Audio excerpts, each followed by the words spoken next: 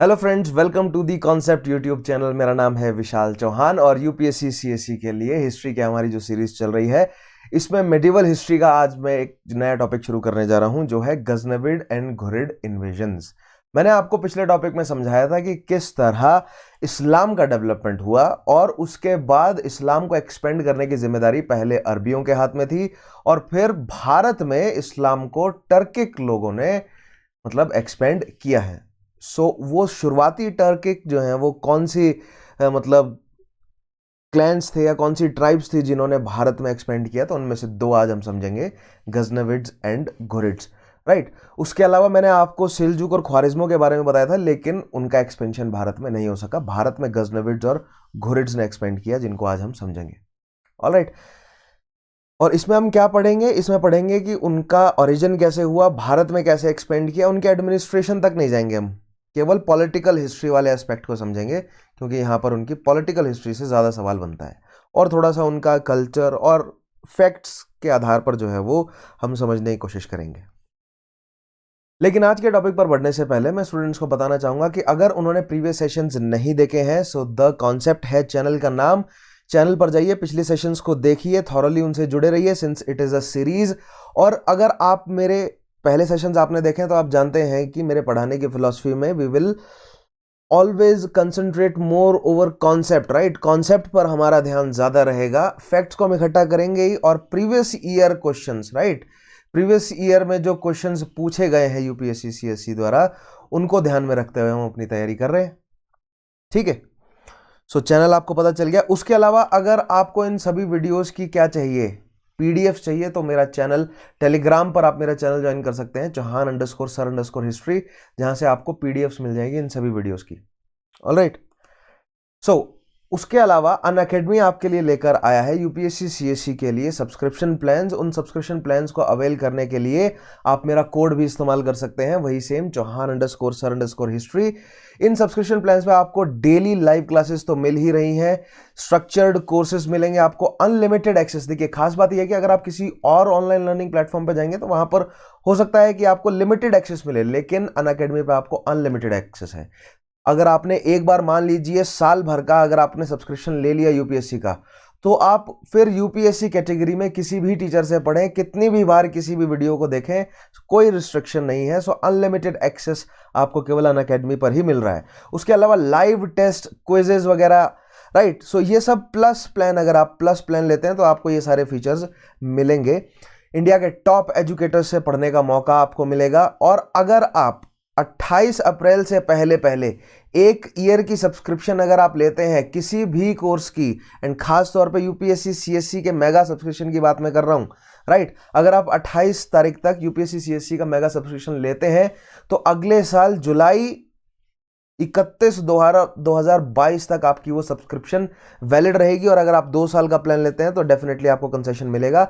अगर मेरे जो स्टूडेंट्स हैं, मेरा उनसे आग्रह है कि अगर आप ये कोर्स ले रहे हैं, सब्सक्राइब कर रहे हैं, तो मेरा कोड इस्तेमाल जरूर करें, चौहान_सर_हिस्ट्री।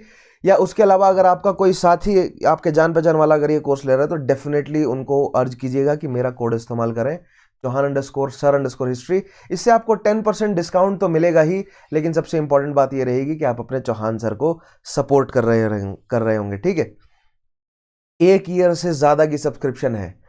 ठीक है, अगर आप प्लस प्लान लेते हैं तो उसमें, जैसे मैंने पहले फीचर्स गिनाए, आइकॉनिक प्लान में ज़्यादा फीचर्स हैं। कोई भी प्लान लें, कोड इस्तेमाल करें, चौहान_सर_हिस्ट्री। आइकॉनिक में आपको पर्सनल गाइडेंस इन एडिशन मिलेगी। उसके अलावा आप जो भी टेस्ट देंगे उसको एनालिसिस करके आपको बताया जाएगा कि कहाँ पर आपने सही किया, गलत किया, किन फील्ड्स में आपको जो है वो और मेहनत करने की ज़रूरत है। एक्सपर्ट्स आपको गाइडलाइंस देंगे, आपके टेस्ट को एनालाइज करके उसी हिसाब से आपको स्टडी मटेरियल और आपकी स्टडी को प्लान भी किया जाएगा। राइट। सो अगर आप आइकॉनिक प्लान को अवेल करते हैं तो डेफिनेटली आपको फीचर्स ज़्यादा मिलेंगे, जो आपको किसी भी ऑफलाइन क्लास में नहीं मिलेंगे। और अगर आप किसी भी यूट्यूब चैनल को ज्वाइन करते हैं तो वहां पर तो डेफिनेटली आपको ये प्रीमियम कंटेंट नहीं मिलेगा, क्योंकि माय फ्रेंड्स, कोई भी चीज़ अगर प्रीमियम है ना, तो उसके लिए आपको कुछ तो प्रीमियम सबमिट करना ही पड़ेगा। ठीक है, ये बात आपको जितनी जल्दी समझ आए उतना बेहतर है। लेकिन अनअकैडमी आपको बहुत ज़्यादा जो है वो, मार्जिन बहुत ज़्यादा आपको मिलेगा, राइट। आपको जो प्राइजेस हैं वो बहुत कम मिलेंगे अनअकैडमी की तरफ से, और बहुत ज़्यादा फीचर्स मिल रहे हैं। तो मेरी आपसे यही रिक्वेस्ट है कि एक बार आप ट्राई करके ज़रूर देखें, आपको बहुत बेनिफिट होने वाला है। और अगर आप मेरा कोड इस्तेमाल करते हैं चौहान_सर_हिस्ट्री, तो डेफिनेटली आपको 10% का डिस्काउंट तो मिलेगा ही। उसके अलावा अनअकैडमी आपके लिए लेकर आया है यूपीएससी सीएससी के लिए टेस्ट सीरीज, जो कि वर्ल्ड अफेयर्स पर या मतलब करंट अफेयर्स पर अगर आप टेस्ट सीरीज लेना चाहते हैं अनअकैडमी पाथफाइंडर, और कोड इस्तेमाल कीजिएगा चौहान_सर_हिस्ट्री। उसके अलावा एक नया बैच यूपीएससी सीएससी के लिए शुरू हो रहा है 7 अप्रैल से। इस बैच को ज्वाइन करिए और अपनी तैयारी जल्द से जल्द शुरू कीजिए, राइट। और अनअकैडमी आपके लिए लेकर आया है एक स्कॉलरशिप टेस्ट, जिसमें 4 करोड़ रुपए तक की जो है वो आपको स्कॉलरशिप मिल सकती है। अगर आप इस स्कॉलरशिप टेस्ट के लिए एनरोल करना चाहते हैं तो कोड इस्तेमाल कीजिएगा चौहान_सर_हिस्ट्री। और मेरा यही आग्रह है मेरे स्टूडेंट से कि अगर आप चाहते हैं कि आप अपने चौहान सर को सपोर्ट करें और 10% का आपको डिस्काउंट मिले, सो मेरा कोड जरूर इस्तेमाल कीजिएगा चौहान_सर_हिस्ट्री। ऑलराइट, सो अब शुरू करते हैं गजनविड्स के साथ। सो लेट अस थोड़ा सा रिकॉल करते हैं, बैकग्राउंड एस्टेब्लिश करते हैं, ठीक है। अभी तक हमने क्या पढ़ा था? अभी तक हमने ये पढ़ा था कि इस्लाम का ओरिजिन कैसे हुआ। इस्लाम का ओरिजिन कहां से हुआ? अरेबिया से। अरेबिया से कैसे हुआ कि मक्का में मोहम्मद साहब को रेवलेशन हुआ और उन्होंने अपनी जो भी टीचिंग्स है वो देनी शुरू करी, लेकिन मक्का से उनको मजबूर कर दिया गया कि उनको माइग्रेट करना पड़े। सो मक्का से वो गए मदीना, और मदीना में 8 साल गुजारने के बाद वो फिर मक्का में आए वापस, और फिर उन्होंने पूरे सऊदी वाले रीजन में इस्लाम को फैलाना शुरू किया। और फिर मोहम्मद साहब के जाने के बाद जो रशीदुन खिलाफत रही, जो शुरुआती 4 खलीफा रहे मोहम्मद साहब के बाद, उन्होंने काफ़ी हद तक जो है वो पूरा का पूरा सऊदी और थोड़ा सा सऊदी से बाहर, मतलब अरेबिया से बाहर थोड़ा सा ससनिद, थोड़ा सा बाइजेंटीन एम्पायर का रीजन जो है वो अपने कंट्रोल में ले लिया। और इस्लाम को फैलाने का मतलब क्यों था? क्योंकि बहुत सारे धर्म फैले हुए थे, तो केओस का माहौल था। सो इस्लाम जो है वो इस केओस को खत्म करने वाला था, सभी लोगों को एक सूत्र में बांधने जा रहा था। मोनोथिज्म का जो है वो मतलब आइडियोलॉजी फैलाई जा रही थी, और इसके पीछे मतलब सोच ये रही होगी, या इस तरह इतिहासकार स्पेकुलेट करते हैं कि मोहम्मद साहब ये चाहते होंगे कि एक ये केओस खत्म हो और एक सूत्र में सब बंध जाएं, ताकि ट्रेड यूनिफॉर्म हो जाए, सोसाइटी यूनिफॉर्म हो जाए, राइट। और पॉलीथिज्म खत्म हो जाए, ताकि जितनी भी जो फ्यूडलिज्म फैला हुआ है और जो रीजनल एरिस्टोक्रेट्स हैं, जो अलग अलग धर्म को जो है वो अपनाकर लोगों को सब्जुगेट कर रहे हैं, और समझ रहे हैं सेंट्रलाइज्ड अथॉरिटी नहीं है, डिसेंट्रलाइजेशन जो फैला हुआ है, मोनोथिज्म से सेंट्रलाइज्ड अथॉरिटी होगी। क्यों? क्योंकि जो खलीफा रहेगा उसके पास both political as well as religious शक्तियां होंगी। तो इस तरह की कुछ विजन के साथ इस्लाम को एक्सपेंड करने की कोशिश की गई। तलवार के नोक पर भी हुआ, प्यार मोहब्बत से भी हुआ, राइट। लेकिन इस्लाम जो है वो काफ़ी बड़े एरिया में फैला। मैंने आपको बताया था ना, उमायद खलीफत यूरोप में स्पेन तक फैल गई थी, और भारत में सिंध तक के एरिया को मोहम्मद बिन कासिम ने उमायद के अंडर जीत लिया था।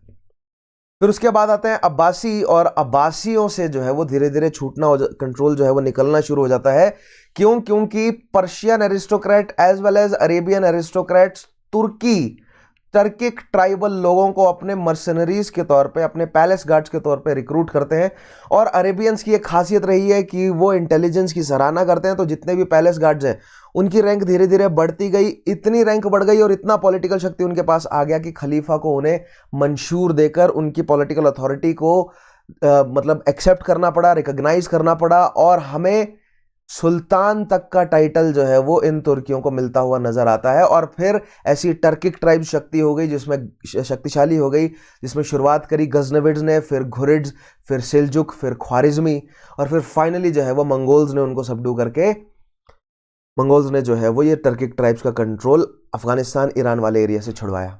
ठीक है, तो ये बैकग्राउंड हम अभी तक प्रिपेयर कर चुके हैं, लेकिन आज हमें गजनविड्स के बारे में पढ़ना है, क्योंकि गजनविड्स ने फिर भारत में इन्वेड किया। तो मैंने आपको बताया था कि अरबी लोग सऊदी से निकले, लेकिन अरबी लोग भारत से इस्लाम के आने से बहुत पहले से ट्रेड कर रहे थे। दैट मीन्स अरबियों ने जब भारत पर अटैक करने की कोशिश करी तो उनको डिफेंस दिया किसने? मतलब उनके अटैक को रोकने की कोशिश करी गुर्जर प्रतिहारों ने। तो गुर्जर प्रतिहारों से ज्यादा संघर्ष नहीं किया अरबियों ने। क्यों? क्योंकि भारतीयों के साथ ट्रेड जो है वो बनाकर रखना था अरबियों को, है ना। भारतीयों से वो अपना ट्रेड क्यों बिगाड़े? क्योंकि बहुत पुराना जो है वो मैरीटाइम एज वेल एज जमीनी रूट से अरबियों से जुड़ा हुआ है ट्रेड भारतीयों का, इस तरह भी कह सकते हैं। दूसरा ये भी कारण है कि गुर्जर प्रतिहार बहुत ज्यादा स्ट्रांग थे, तो अरबी इन्वेड नहीं कर सके आगे, ठीक है। लेकिन गुर्जर प्रतिहारों के डिसइंटीग्रेशन के बाद जब छोटे छोटे राजपूत स्टेट्स बट गए और वहीं कंटेम्प्रेरी में अरबियों की शक्ति, अब्बासियों की शक्ति कम हुई और तुर्की सुल्तान जो है वो ज़्यादा शक्तिशाली हो गए। तो यहाँ पर जो है वो अब संयोग बनने लगा। भारत में राजपूत शक्तियाँ तोमर, चौहान, गढ़वाल, परमार, प्रतिहार, चंडेल, कालचुड़ी, उसके अलावा सोलंकी, ये सारे जो है वो राजपूत राज्य बट गए। ठीक है, यानी कि नॉर्थ वेस्ट फ्रंटियर हो गया कमजोर और दूसरी साइड टर्किक ट्राइब्स को शक्ति मिल गई। और अब जिस तरह अरबी भारतीयों का लिहाज कर रहे थे, तुर्कियों ने कोई लिहाज नहीं किया, क्योंकि अरबियों का तो पुराना बिजनेस भारतीयों के साथ चला आ रहा था। और जो हिंदुस्तानी है या गुजर प्रतिहार या दक्षिण भारत के राजा हैं वो अरबियों का स्वागत कर रहे थे। तुर्कियों का ऐसा कोई मैरीटाइम ट्रेड जो है वो भारतीयों के साथ नहीं था। और तुर्कियों को नया नया इस्लाम मिला था और उनको नया नया फंडा पता चला था जिहाद का, कि जिहाद का नारा लगवाओ, ज़्यादा से ज़्यादा लोगों को अपने साथ जोड़ो और अटैक करो। और टर्किक ट्राइब्स जो है वो वॉरिंग ट्राइब्स थी, इसीलिए या समझ रहे हैं, पूरा संयोग बन गया था। भारत में राज्य कमजोर हो गए थे, टर्किक ट्राइब्स को भारतीयों के साथ कोई लिहाज नहीं था। ठीक है, उनको कोई मतलब नहीं था कि मैरीटाइम ट्रेड बर्बाद होता रहे, उनका तो ये था कि हमें जीतना है, क्योंकि वो वॉरिंग ट्राइब्स है और उनकी तासीर थी लड़ना और जीतना। और अरेबियन थे ट्रेडर्स लोग, तो उन्होंने जो है वो लड़ने का फैसला नहीं किया, भारत से डिप्लोमेटिक रिलेशंस बनाए। तो यहाँ पर हमें गजनविड्स नजर आते हैं डेवलप होते हुए। गजनविड्स कहाँ से डेवलप हो रहे हैं? गजनविड जुबलिस्तान वाला जो एरिया है, यानी काबुल, ठीक है, अफगानिस्तान में जो काबुल है उसके साउथ वेस्ट में गजना नाम का एक शहर है, जहां से गजना से एक तुर्किक एरिस्टोक्रेट अल्पतगनी धीरे धीरे शक्तिशाली होता हुआ अल्पतगनी को जो है वो मंशूर दिया गया कि उसकी पॉलिटिकल अथॉरिटी को रिकॉग्नाइज किया गया। फिर अल्पतगिन के बाद सुबतगिन और सुबतगिन के बाद महमूद जो है वो सुल्तान का टाइटल लेकर एस्टेब्लिश हुआ गजनी से, और फिर उसने अफगानिस्तान वाले एरिया को अपने कंट्रोल में लिया और फिर भारत में एक्सपेंड किया। मैंने पिछले सेशन में आपको बताया भी था कि क्यों गजनविड्स ने वेस्टवर्ड डेवलपमेंट नहीं किया, क्योंकि वेस्ट में अब्बासी बैठे हैं, ठीक है, और वेस्ट में ख्वारिज्मी और सेल्जुकों का कॉन्फ्लिक्ट चल रहा है। समझ रहे हैं, सारा झगड़ा किसका है? ट्रेड रूट का। ट्रेड रूट कौन से? रेड सी वाला ट्रेड रूट, पर्शियन गल्फ वाला ट्रेड रूट, और ये जमीनी रास्ते वाला। तो गजनविड्स को क्या बेहतर लगा? उनको यह बेहतर लगा कि हम अफगानिस्तान वाले एरिया में बैठे हैं और टोल खाएं, और जब जब हमारे पास पैसा कम हो जाए तो भारत से जाके लूट कर ले आए। तो गजनविड्स ने एक्सपेंशन नहीं किया, गजनविड्स ने लूट मारने का काम किया। लुटेरा था गजनविड्स, ठीक है, they were not expansionist, Ghurids were expansionist.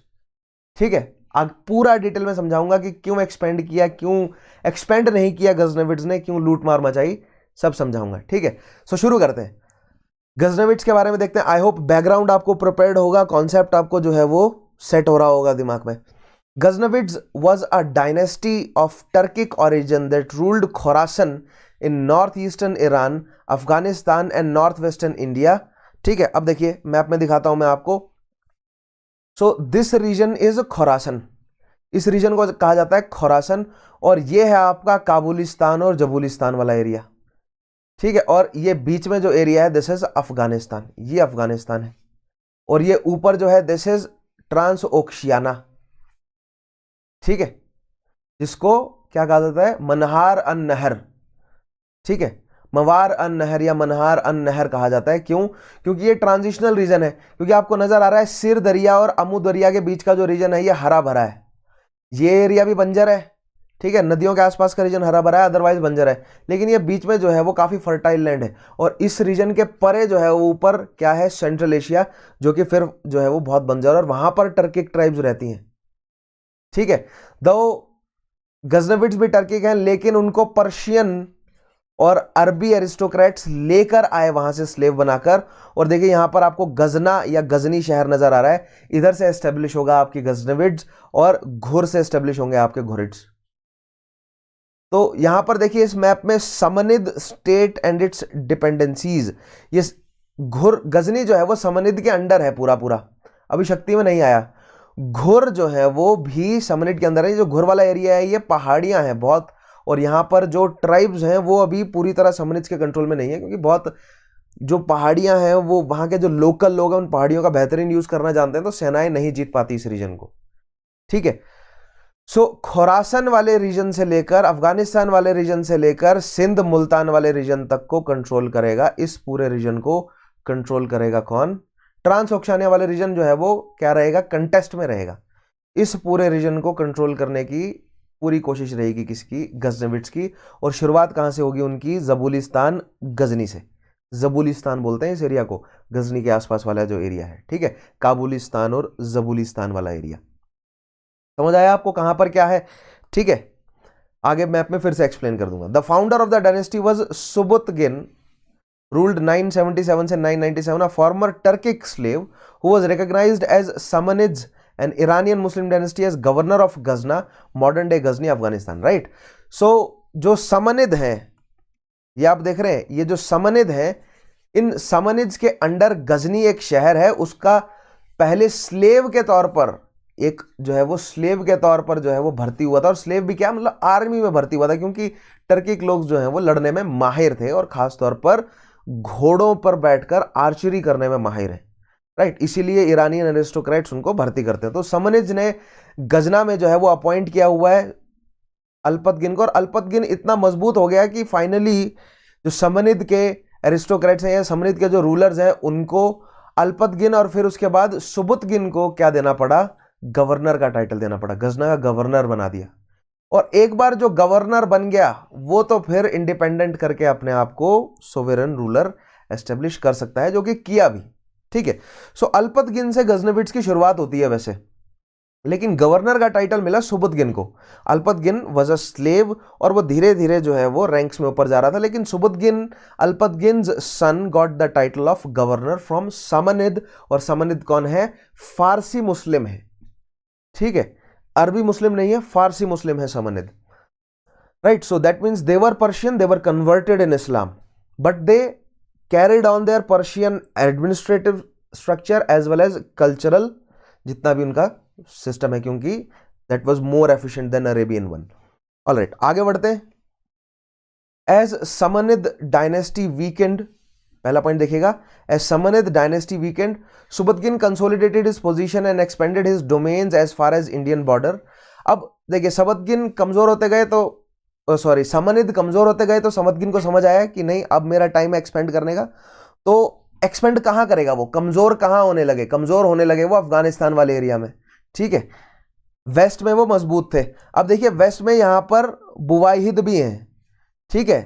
Contest किस रीजन के लिए है, ये पर्शियन गल्फ वाला जो ट्रेड है ये है इंपॉर्टेंट, ठीक है। ये मकरान कोस्ट वाला ट्रेड इंपॉर्टेंट है, सिंध वाला ट्रेड इंपॉर्टेंट है, यहां से एक्सपोर्ट इंपोर्ट हो रहा है, राइट।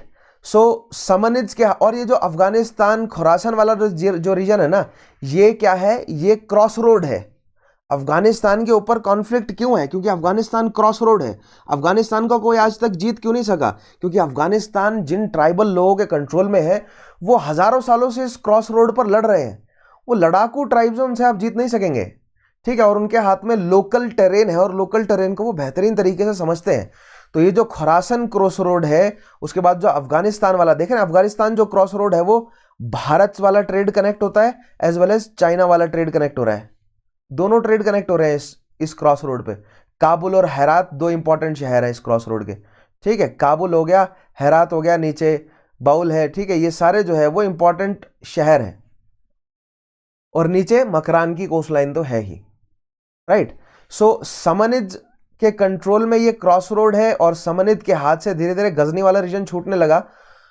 तो गजनी वेस्ट में मूवमेंट नहीं कर सकता, क्यों, क्योंकि वेस्ट में ये जो कैस्पियन सी के नीचे वाला जो रीजन है ना, दिस रीजन, यहां पर टर्किक ट्राइब्स मजबूत है, क्योंकि मैंने आपको बताया था ना, ब्लैक सी, कैस्पियन सी, अराल सी, इसके ऊपर वाला जो रीजन है ना, यहां से टर्किक ट्राइब्स नीचे आती हैं लूटमार करने, ठीक है। इधर से टर्किक ट्राइब्स नीचे आती हैं लूटमार करने। दैट मीन्स सेल्जुक ख्वारिज्मी यहां पर इस रीजन में डेवलप हो रहे हैं, सेल्जुक और ख्वारिज्मी। और सेल्जुक और ख्वारिज्मी जो है वो पावरफुल टर्किक ट्राइब्स हैं, उनसे जीतना गजनी के लिए मुश्किल है। किससे जीतना आसान है, भारत में राजपूत कमजोर हो रहे हैं, तो राजपूतों को हराकर उनको लूटना आसान है, इसलिए गजनी ने एक्सपेंड करना शुरू किया। या सुबुतगिन ने क्या सोचा कि भारत को लूटते हैं। और भारत में देखिए, गजनी में है वो, यानी काबुल वाले रीजन में है, यानी कहां से एंटर करेगा भारत में, या तो खैबर दर्रा या तो बोलन दर्रा। खैबर दर्रे से पेशावर और बोलन दर्रे से मुल्तान, दोनों किसके कंट्रोल में है, हिंदू शाहियों के कंट्रोल में है, right.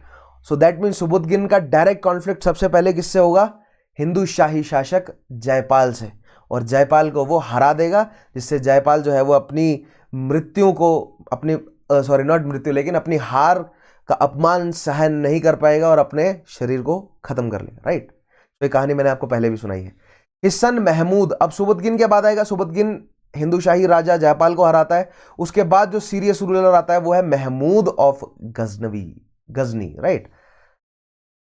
Continued the expansionist policy by 1005, 1005 the Samanid territories had been divided, 1005 तक सेमेनिड्स की टेरिटरी जो है वो डिवाइड हो गई। इस रीजन को जो है वो अब कंट्रोल करना शुरू किया किसने? गजनविड्स ने। पहले सुबुद्दीन, अब सुबुद्दीन के बाद कौन आया? महमूद, ठीक है।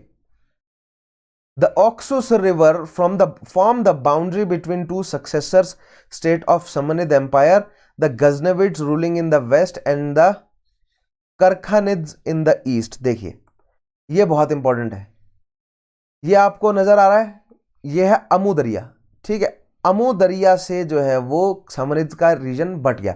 अमू दरिया के ऊपर जो है वो करखानिद खानेत है। करखानिद कौन है? टर्किक ट्राइब्स है, और इस वाले रीजन में सेल्जुक और ख्वारिज्मी है, ठीक है, ध्यान रखना है। इस वाले रीजन में सेल्जुक और ख्वारिज्मी, इधर जो है वो गजनी और घोरी टर्किक ट्राइब्स हैं, और अमू दरिया के ऊपर जो है वो करखानिद है, वो बहुत स्ट्रांग है। सो गजनविड्स का भी और फिर घुरिड्स का भी कंटेस्ट किन से रहेगा? ऊपर करखानिद और इस साइड कैस्पियन सी की तरफ ख्वारिज्मी और सेल्जुकों के साथ, ठीक है, जिसमें से सेल्जुक सबसे पहले स्ट्रांग होंगे और इस पूरे रीजन को कंट्रोल करेंगे, और फिर सेल्जुकों के बाद ख्वारिज्मी इस पूरे रीजन को कंट्रोल करेंगे। तो ये बहुत इंपॉर्टेंट है, क्योंकि आगे जो आने वाले सेशंस है ना, ठीक है, जब मैं आपको मंगोल्स का एक्सपेंशन कराऊंगा या दिल्ली सल्तनत का जब हम जिक्र करेंगे, तो ये सेल्जुक, ख्वारिज्मी, करखानिद, इनके नाम बार बार आएंगे, तो आपको पता होना जरूरी है कि ये लोग कहाँ पर एक्टिव थे, ठीक है। सो आपको समझ आ गया। करखानिद जो है वो अमू दरिया, ये अमू दरिया यानी कि ऑक्सूस रिवर आपको पता होना चाहिए, और सिर दरिया यानी कि जक्सार्टीस रिवर, ये दो बहुत इंपॉर्टेंट रिवर्स है, सोर्स है इसका अराल सी। इन दोनों रिवर्स के बीच के रीजन को ट्रांस ओक्शाना कहा जाता है, और फारसी में कहा जाता है इसको सॉरी नॉट फारसी लेकिन तुर्की फारसी, मतलब मिक्स हो रही है यहाँ पर ना, क्योंकि बाउंड्री वाला रीजन है, तो मनहार अन नहर कहा जाता है या मवार अन नहर कहा जाता है इस रीजन को। इसका मतलब होता है ट्रांजिशनल फेज, राइट। और ये नीचे, इसके नीचे वाला रीजन जो है वो खुरासन, दिस इज अफगानिस्तान, और ये है जबुलिस्तान वाला एरिया, और फिर आगे जो है वो ये हिंदुस्तान वाला एरिया है, ठीक है। तो ये आपको स्थान सारे पता होने चाहिए। और यहाँ पर ये कुर्डिस्तान है, खूजिस्तान है, फारस है, इस वाले रीजन को फारस कहा जाता है। आगे बढ़ते हैं। सो ये है, देखिए, गजनविड्स के एक्सपेंशन का पूरा मतलब एक मैप है, जिसमें एरोज के जरिए जो है वो बताया गया कि गजनविड्स ने कहाँ कहाँ पर एक्सपेंड किया, ठीक है। अब मैं यहाँ पर आपको फिर से बताना चाहूँगा कि इन सारी पीडीएफ्स को, ये सारे मैप आपको कहाँ पर मिलेंगे, क्योंकि एक स्टूडेंट कह रहा था कि सर इतना डिटेल्ड मैप आप कहाँ से ढूंढते हैं। तो आपको गूगल पे सर्च करने की जरूरत नहीं है, ये मैप आपको पीडीएफ में मिल तो जा रहे हैं। मैं पीडीएफ जो प्रोवाइड कर रहा हूँ उसमें ये मैप अवेलेबल है, वहाँ से इन मैप्स को स्टडी करना शुरू कीजिए। तो देखिए, ये है गजनविड्स का रीजन, और गजनविड्स ने कहाँ से जो है वो डेवलपमेंट शुरू करी? अपनी गजना शहर से, ठीक है। अब गजना शहर से उनको कंटेस्ट किससे करना है? ऊपर है, देखिए, ये अमू दरिया है, अमू दरिया से, अमू दरिया यानी ऑक्सूस रिवर से बट गया रीजन, ठीक है। अमू दरिया के ऊपर कौन है? करखनिद। अमू दरिया यानी अराल सी और कैस्पियन के बीच में मैंने बोला ना ख्वारिज्मी होंगे, और कैस्पियन के यहाँ पर जो है वो सेल्जुक्स धीरे धीरे डेवलप होंगे, अभी नहीं है लेकिन यहाँ पर सेल्जुक्स डेवलप होंगे। सो दैट मीन्स गजनविड्स का कॉन्फ्लिक्ट किससे है? ऊपर करखनिद से और यहाँ पर ख्वारिज्मियों से। उसके अलावा इधर कौन है? इधर बुइद है। बुइद कौन है?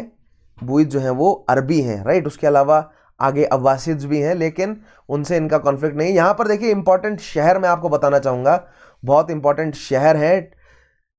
भारत से अगर कोई ट्रेड आ रहा है तो भारत से देखिए कन्नौज, कन्नौज के बाद दिल्ली, दिल्ली के बाद लाहौर, लाहौर के बाद पेशावर, पेशावर के बाद काबुल, काबुल के बाद हेरात, हेरात के बाद निशापुर, निशापुर के बाद यहाँ पर कुम और फिर बगदाद, ठीक है। बीच में यहाँ पर दो इंपॉर्टेंट शहर भी हैं, मैं आपको जूम इन करके दिखाता हूँ। यस, हमदान और रई, ये भी इंपॉर्टेंट शहर है, हमदान, रई। तो ये इंपॉर्टेंट ट्रेड रूट आपको समझ आया ना, कहाँ से कहाँ तक।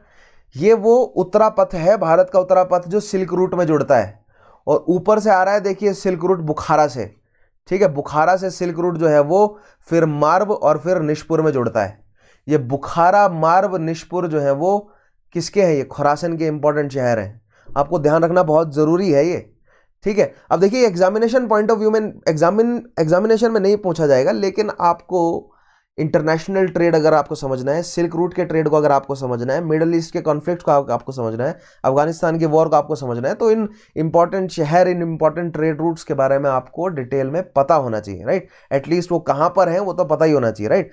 सो भारत से देखिए, फिर से बताता हूं मैं आपको, काशी से, कन्नौज से, दिल्ली से, लाहौर से, पेशावर से, काबुल से, हेरात से, निशपुर से, रे से, हमदान से, बगदाद, ठीक है। और फिर बगदाद से आगे दमस्कस के लिए जाएगा रास्ता। दमस्कस जो है वो आपका अनातोलिया में इंपॉर्टेंट शहर है, जहां से फिर समुद्री रास्ते से यूरोप में पहुंचता है माल, ठीक है। और ऊपर से जो सिल्क रूट आता है वो बुखारा से, मार्व से, निशपुर। तो मैं आपको जूम इन करके दिखाता हूं, ये इंपॉर्टेंट शहर सारे देख रहे हैं आप। इधर से शुरू होगा, देखिए काशी, काशी के बाद कन्नौज, के बाद दिल्ली, के बाद लाहौर, के बाद पेशावर, फिर काबुल, फिर हेरात, फिर निशपुर, उसके बाद रे, हमदान और बगदाद। सो गजनी ने एक्सपेंड किया रे और हमदान तक। बगदाद कंट्रोल नहीं कर सका, क्योंकि बगदाद जिसके कंट्रोल में आ गया, देखिए जिसके कंट्रोल में बगदाद आ गया, वो पर्शियन गल्फ वाला सारा ट्रेड उसके कंट्रोल में आ जाएगा। सो कोशिश तो गजनविट्स की यही रही होगी, बगदाद अपने कंट्रोल में ले लें, लेकिन बगदाद जो है वो बयूदों की कैपिटल भी है, क्योंकि बहुत इंपॉर्टेंट शहर है, राइट। सो उसका डिफेंस बहुत ज्यादा मजबूत था, जिसको नहीं भेज सके कौन, गजनविड, वो केवल हमदान तक कंट्रोल कर सके। सो दैट मीन्स बगदाद को जो भी ट्रेड करना है ना, बगदाद को जो भी ट्रेड करना है वो कहां से करना पड़ेगा, बगदाद जो भी ट्रेड चाहता है वो जमीनी रास्ते से एटलीस्ट वो गजनविड से करना पड़ेगा, राइट। और ऊपर गजनविड्स का बुखारा उनको कैप्चर करना है, ताकि चाइना से आने वाला माल उनको ठीक से मिलता रहे, और मार्व और निशपुर को प्रोटेक्ट करके रखना है ख्वारिज्मी और जो कराखनिद है इनके अटैक से। देख रहे हैं आप, ये काशगर है, उजगिन, समरकंद, ये इंपॉर्टेंट शहर है। मुगल्स के बारे में पढ़ेंगे तो काशगर और समरकंद शहर फिर से नजर में आएगा, ठीक है। मुगल्स जो है वो भी तुर्की हैं, तर्किक ट्राइब से ही है वो भी।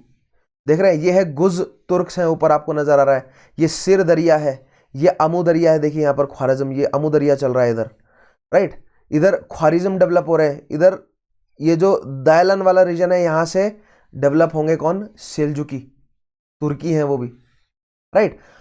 और भारत में देखिए, अब गजनी का एक्सपेंशन भारत में समझाता हूं कैसे हुआ। सो गजनी ने भारत में सबसे पहले कौन से रीजन को जीतने की कोशिश करी होगी, तो कॉमन सेंस बनता है, दो दर्रे हैं, खैबर को पार करेगा तो पेशावर आ जाएगा, गोमल को पार करेगा तो मुल्तान आ जाएगा, और बोलन को पार करेगा तो मंचूरा पहुंचेगा। देख रहे हैं, तीन इंपॉर्टेंट दर्रे हैं ये, और भी बहुत सारे हैं छोटे छोटे दर्रे यहां पर, लेकिन बड़ी सेना को ले जाने लायक दर्रे ये तीन है मेन। कौन कौन से, खैबर दिख रहा है आपको, गोमल और बोलन। बोलन से आप मंचूरा पहुंचते हैं, और इस रास्ते आप कहां जाते हैं, गुजरात तक अटैक कर सकते हैं, सिंधु को कंट्रोल कर सकते हैं, ठीक है। और खैबर के रास्ते आप, पेशावर के रास्ते फिर लाहौर, फिर यहां से दिल्ली पहुंचा जाता है, और बोलन के रास्ते, गोमल के रास्ते आप मुल्तान पहुंचते हैं, फिर मुल्तान से आप दिल्ली की तरफ एंटर कर सकते हैं, ठीक है। तो these were the tracts took by Ghaznavids to attack India. अब मैं आपको एक एक करके एक्सप्लेन करता हूं जो इंपॉर्टेंट इंडिया के लिए। तो ये मैप बहुत इंटरेस्टिंग है, इस मैप को आप जरूर डाउनलोड करें और समझें इस मैप को, ठीक है।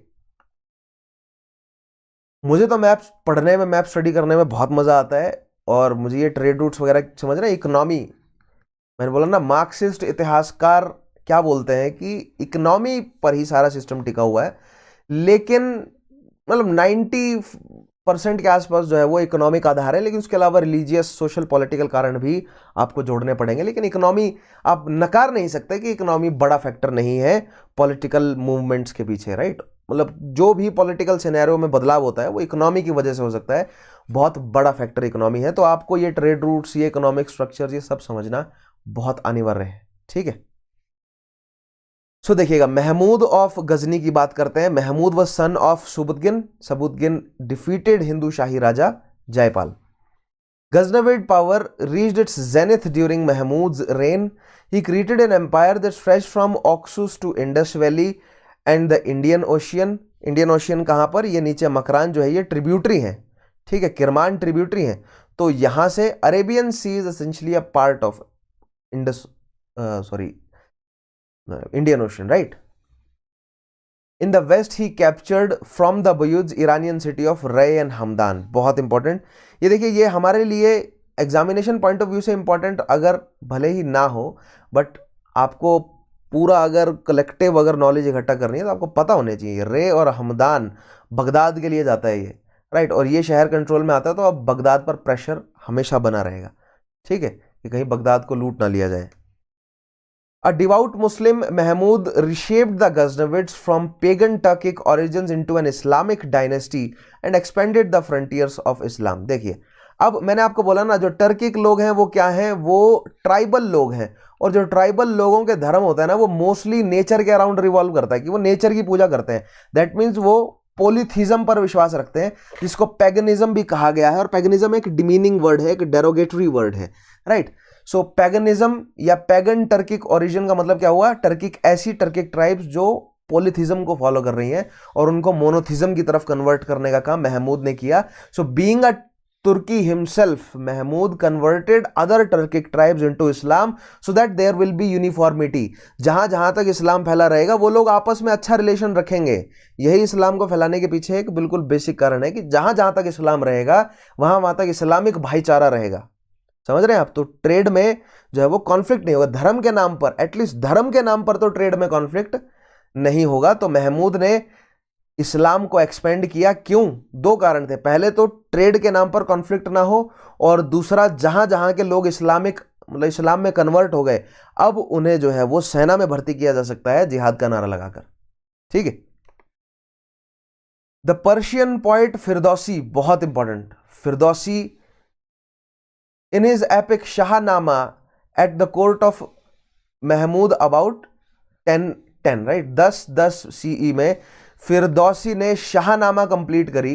और शाहनामा में उसने क्या लिखा है, महमूद के बारे में लिखा है कि उसने गजना को एक्सप्लेन किया है, काबुल को एक्सप्लेन किया है, गजना के एडमिनिस्ट्रेशन को बताया है, ठीक है। अगर आप लोग चाहते हैं शाहनामा वगैरह या इस तरह की पुरानी किताबें, राइट, अगर आप पढ़ना चाहते हैं तो मेरे पास पीडीएफ्स इनके अवेलेबल होते हैं, इंग्लिश में ट्रांसलेटेड पड़ी है मेरे पास। अगर कोई स्टूडेंट इंटरेस्टेड है इन पर्शियन मतलब वर्क्स को पढ़ने में, नॉट जस्ट दैट, दिल्ली सल्तनत के दौरान लिखी हुई किताबें भी, मुगल्स के दौरान जैसे तुजुकी बाबरी, उसके अलावा मतलब अकबरनामा वगैरह, ये सब किताबें अगर आपको इंग्लिश में पढ़नी है तो मेरे पास पीडीएफ्स अवेलेबल हैं। आप मुझे मेरे चैनल पर जो है वो मतलब बता सकते हैं कि आप पढ़ना चाहते हैं, कमेंट मुझे दे सकते हैं कि आप ये किताबें पढ़ने में इंटरेस्टेड हैं, तो ठीक है। वैसे तो टाइम वेस्ट नहीं होगा, जब खाली समय हो तब आप इन किताबों को ज़रूर पढ़ें, काफ़ी अच्छा आपको परसेप्शन मिलेगा, राइट। महमूद इज, सो फिरदौसी का शाहनामा आपको ध्यान रखना है, महमूद की कोर्ट में था। और महमूद, और भारत के बारे में भी बहुत जानकारी मिलती है, ठीक है, हिंद के बारे में भी बहुत कुछ लिखा है फिरदौसी ने। Mahmud is said to have made 17 raids into India. अब देखिए, महमूद भारत में एक्सपेंड, भारत को जीतने के लिए नहीं आ रहा था महमूद, भारत में केवल उसने कौन सा एरिया जीता, पंजाब वाले एरिया को पॉलिटिकली कंट्रोल किया, उसके आगे एंटर नहीं किया वो। देखिए, पंजाब वाले एरिया को कंट्रोल किया, उसके आगे केवल वो लूट मारने जाता था। कहां कहां तक? काशी तक लूटा है उसने, और नीचे सोमनाथ तक लूटा है, ठीक है। पॉलिटिकल कंट्रोल नहीं किया। क्यों? क्योंकि उसका खुद का एम्पायर, और कहां कहां पर उसके फ्रंट खुले हुए हैं वॉर के। इधर बयूदों से लड़ाई हो रही है, इधर ख्वारिज्मों से लड़ना पड़ रहा है, इधर कराखनिज से लड़ना पड़ रहा है, तो ऑलरेडी उसके फ्रंट कई जगह पे खुले हुए हैं। अगर वो भारतीयों के साथ भी फ्रंट खोल लेगा तो उसका एम्पायर कोलैप्स कर जाएगा, ठीक है। तो कराखनिज से लड़ने के लिए, ख्वारिज्मों से लड़ने के लिए, बयूदियों से लड़ने के लिए पैसा कहां से लाएंगे?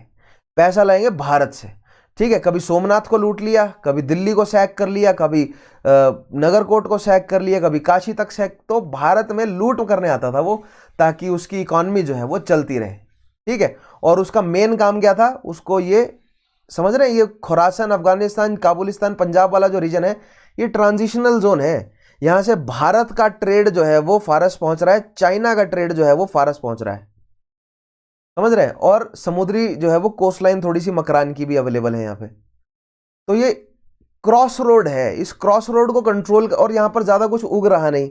पंजाब वाले रीजन से काफ़ी कुछ जो है वो आप मिल जाता है, लेकिन उसके अलावा जो खुरासान है, अफगानिस्तान वाला रीजन है, ऑलमोस्ट बंजर है, ठीक है। और जो मवार उन नहर वाला रीजन है, यानी कि ट्रांस ओक्शियाना, उस पर कराखिनों का कंट्रोल है, ठीक है, ख्वारिज्मों का कंट्रोल है। तो यहाँ से वो अनाज लूटना चाहता है, लेकिन कॉन्फ्लिक्ट है इधर, राइट। सो भारत से इसीलिए केवल वो लूट मचा रहा है भारत में, क्यों? क्योंकि उसको एक्सपेंड अगर वो करेगा तो फ्रंट्स खुल जाएंगे यहाँ पर, उसका डिफेंस वीक हो जाएगा कारखनिद और ख्वारिज्मों की तरफ, क्योंकि वो जानता है कि ख्वारिज्म सेल्जुक जो है वो अब धीरे धीरे मजबूत हो रहे हैं और वो उसे रिप्लेस कर देंगे। ठीक है, लेकिन गौर करने की बात है कि घुरिड्स ने उसको रिप्लेस किया। सो यहां पर मैं आपको थोड़ा सा ना जिहाद का कॉन्सेप्ट समझाता हूं कि क्या है। अगर आपको नहीं पता है जिहाद क्या है तो मैं आपको जिहाद समझाता हूं। अब मान लीजिए महमूद को अटैक करना है भारत पर, ठीक है, महमूद के पास 10,000 की सेना है, लेकिन उसको पता है कि हिंदू शाही शासक सामने बैठा है, उसके पास मान लीजिए 20,000 की सेना है, लेकिन वो सब राजपूत है, लड़ने में कुशल है। ठीक है, सो महमूद जानता है कि अगर डायरेक्ट पिच अगर कंटेस्ट करेगा तो हार जाएगा, राजपूतों से नहीं जीत सकेगा। ठीक है, लेकिन महमूद को अटैक करवाना है, तो महमूद क्या कहता है, महमूद ने क्या किया, कोशिश करी कि ज्यादा से ज्यादा एरिया को इस्लाम में कन्वर्ट कर दिया। ठीक है, और यहां पर फतवे, अपने उलेमाओं से फतवे जारी करवा दिए कि अगर आप काफिरों से लड़ने में मदद करेंगे सुल्तान की और जिहाद अगर आप करेंगे तो आपको जन्नत मिलेगी। अगर आप मर गए तो आपको जन्नत मिलेगी, और अगर आप जीत गए तो खम्स के रूल्स के अकॉर्डिंग आपको लूटी हुई राशि में से 5 में से चौथा हिस्सा, नॉट चौथा लेकिन 5 में से 4 हिस्से, यानी कि 80% जो है वो ऑलमोस्ट 80% किसे मिल जाएगा, जनता को। जनता कौन? मतलब जिन्होंने जिहाद किया है, सेना को, और जो एक हिस्सा है वो सुल्तान को जाएगा।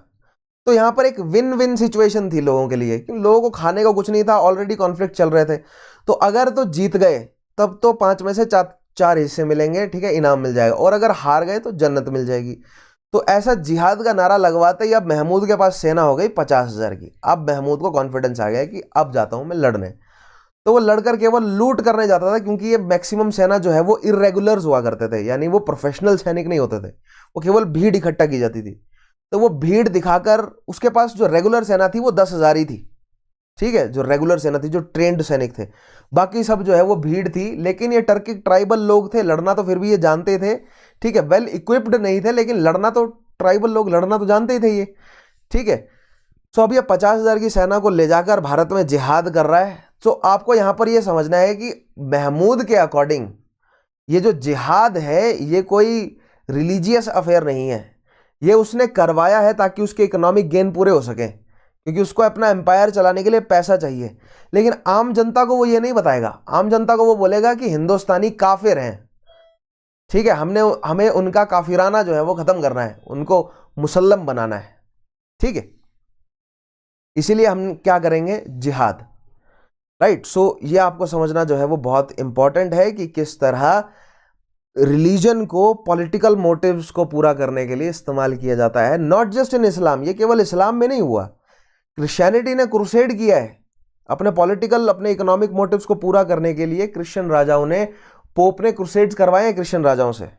ठीक है, सो बहुत सारे राज्यों में जो है वो, बहुत सारे देशों में ऐसा होता ही रहा है, कोई बड़ी बात, कोई नई बात नहीं है। ठीक है, खैर आगे देखते हैं।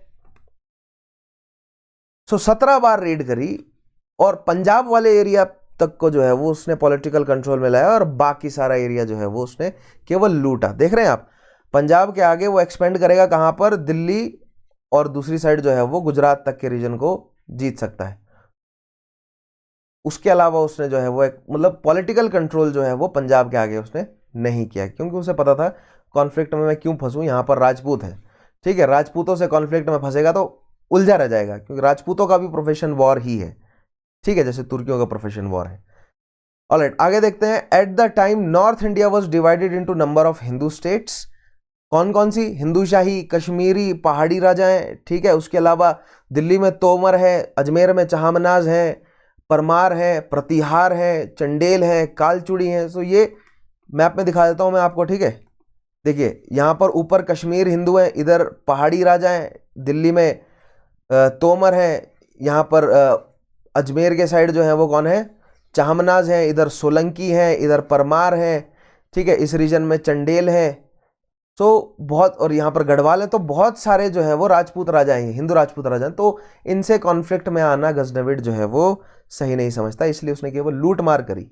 ठीक है, लूटने के लिए वो जिहाद का नारा लगवाता था, क्योंकि आसान हो जाता है फिर। ठीक है, on the frontier of India there existed the Hindu Shahi kingdom which extended from Punjab to Kabul. ठीक है, अब देखिए, मैंने आपको पहले भी बताया कि अगर भारत के नॉर्थ वेस्ट फ्रंटियर को मजबूत रखना है तो आपको भारत के नेचुरल बॉर्डर्स के पार काबुल और इसके आसपास के जो शहर हैं गजना कंधार तक, ये सारे शहर जो है वो कंट्रोल में रखने पड़ेंगे, क्योंकि काबुल से आप खैबर और गोमल दर्रा, ठीक है, खैबर और गोमल दर्रे को पार करके आप पेशावर और मुल्तान में पहुंच जाते हैं, और कंधार से आप बोलन दर्रे को पार करके मकरान और सिंध में पहुंच जाते हैं। ठीक है, सॉरी नॉट मकरान लेकिन मंसूरा। सो दैट मीन्स जिसके कंट्रोल में काबुल और कंधार रहेगा वो भारत के नेचुरल बॉर्डर्स को प्रोटेक्टेड रख सकता है। तो हिंदू शाही शासक काबुल वाले रीजन को प्रोटेक्टेड रखते थे, काबुल पंजाब वाले रीजन को,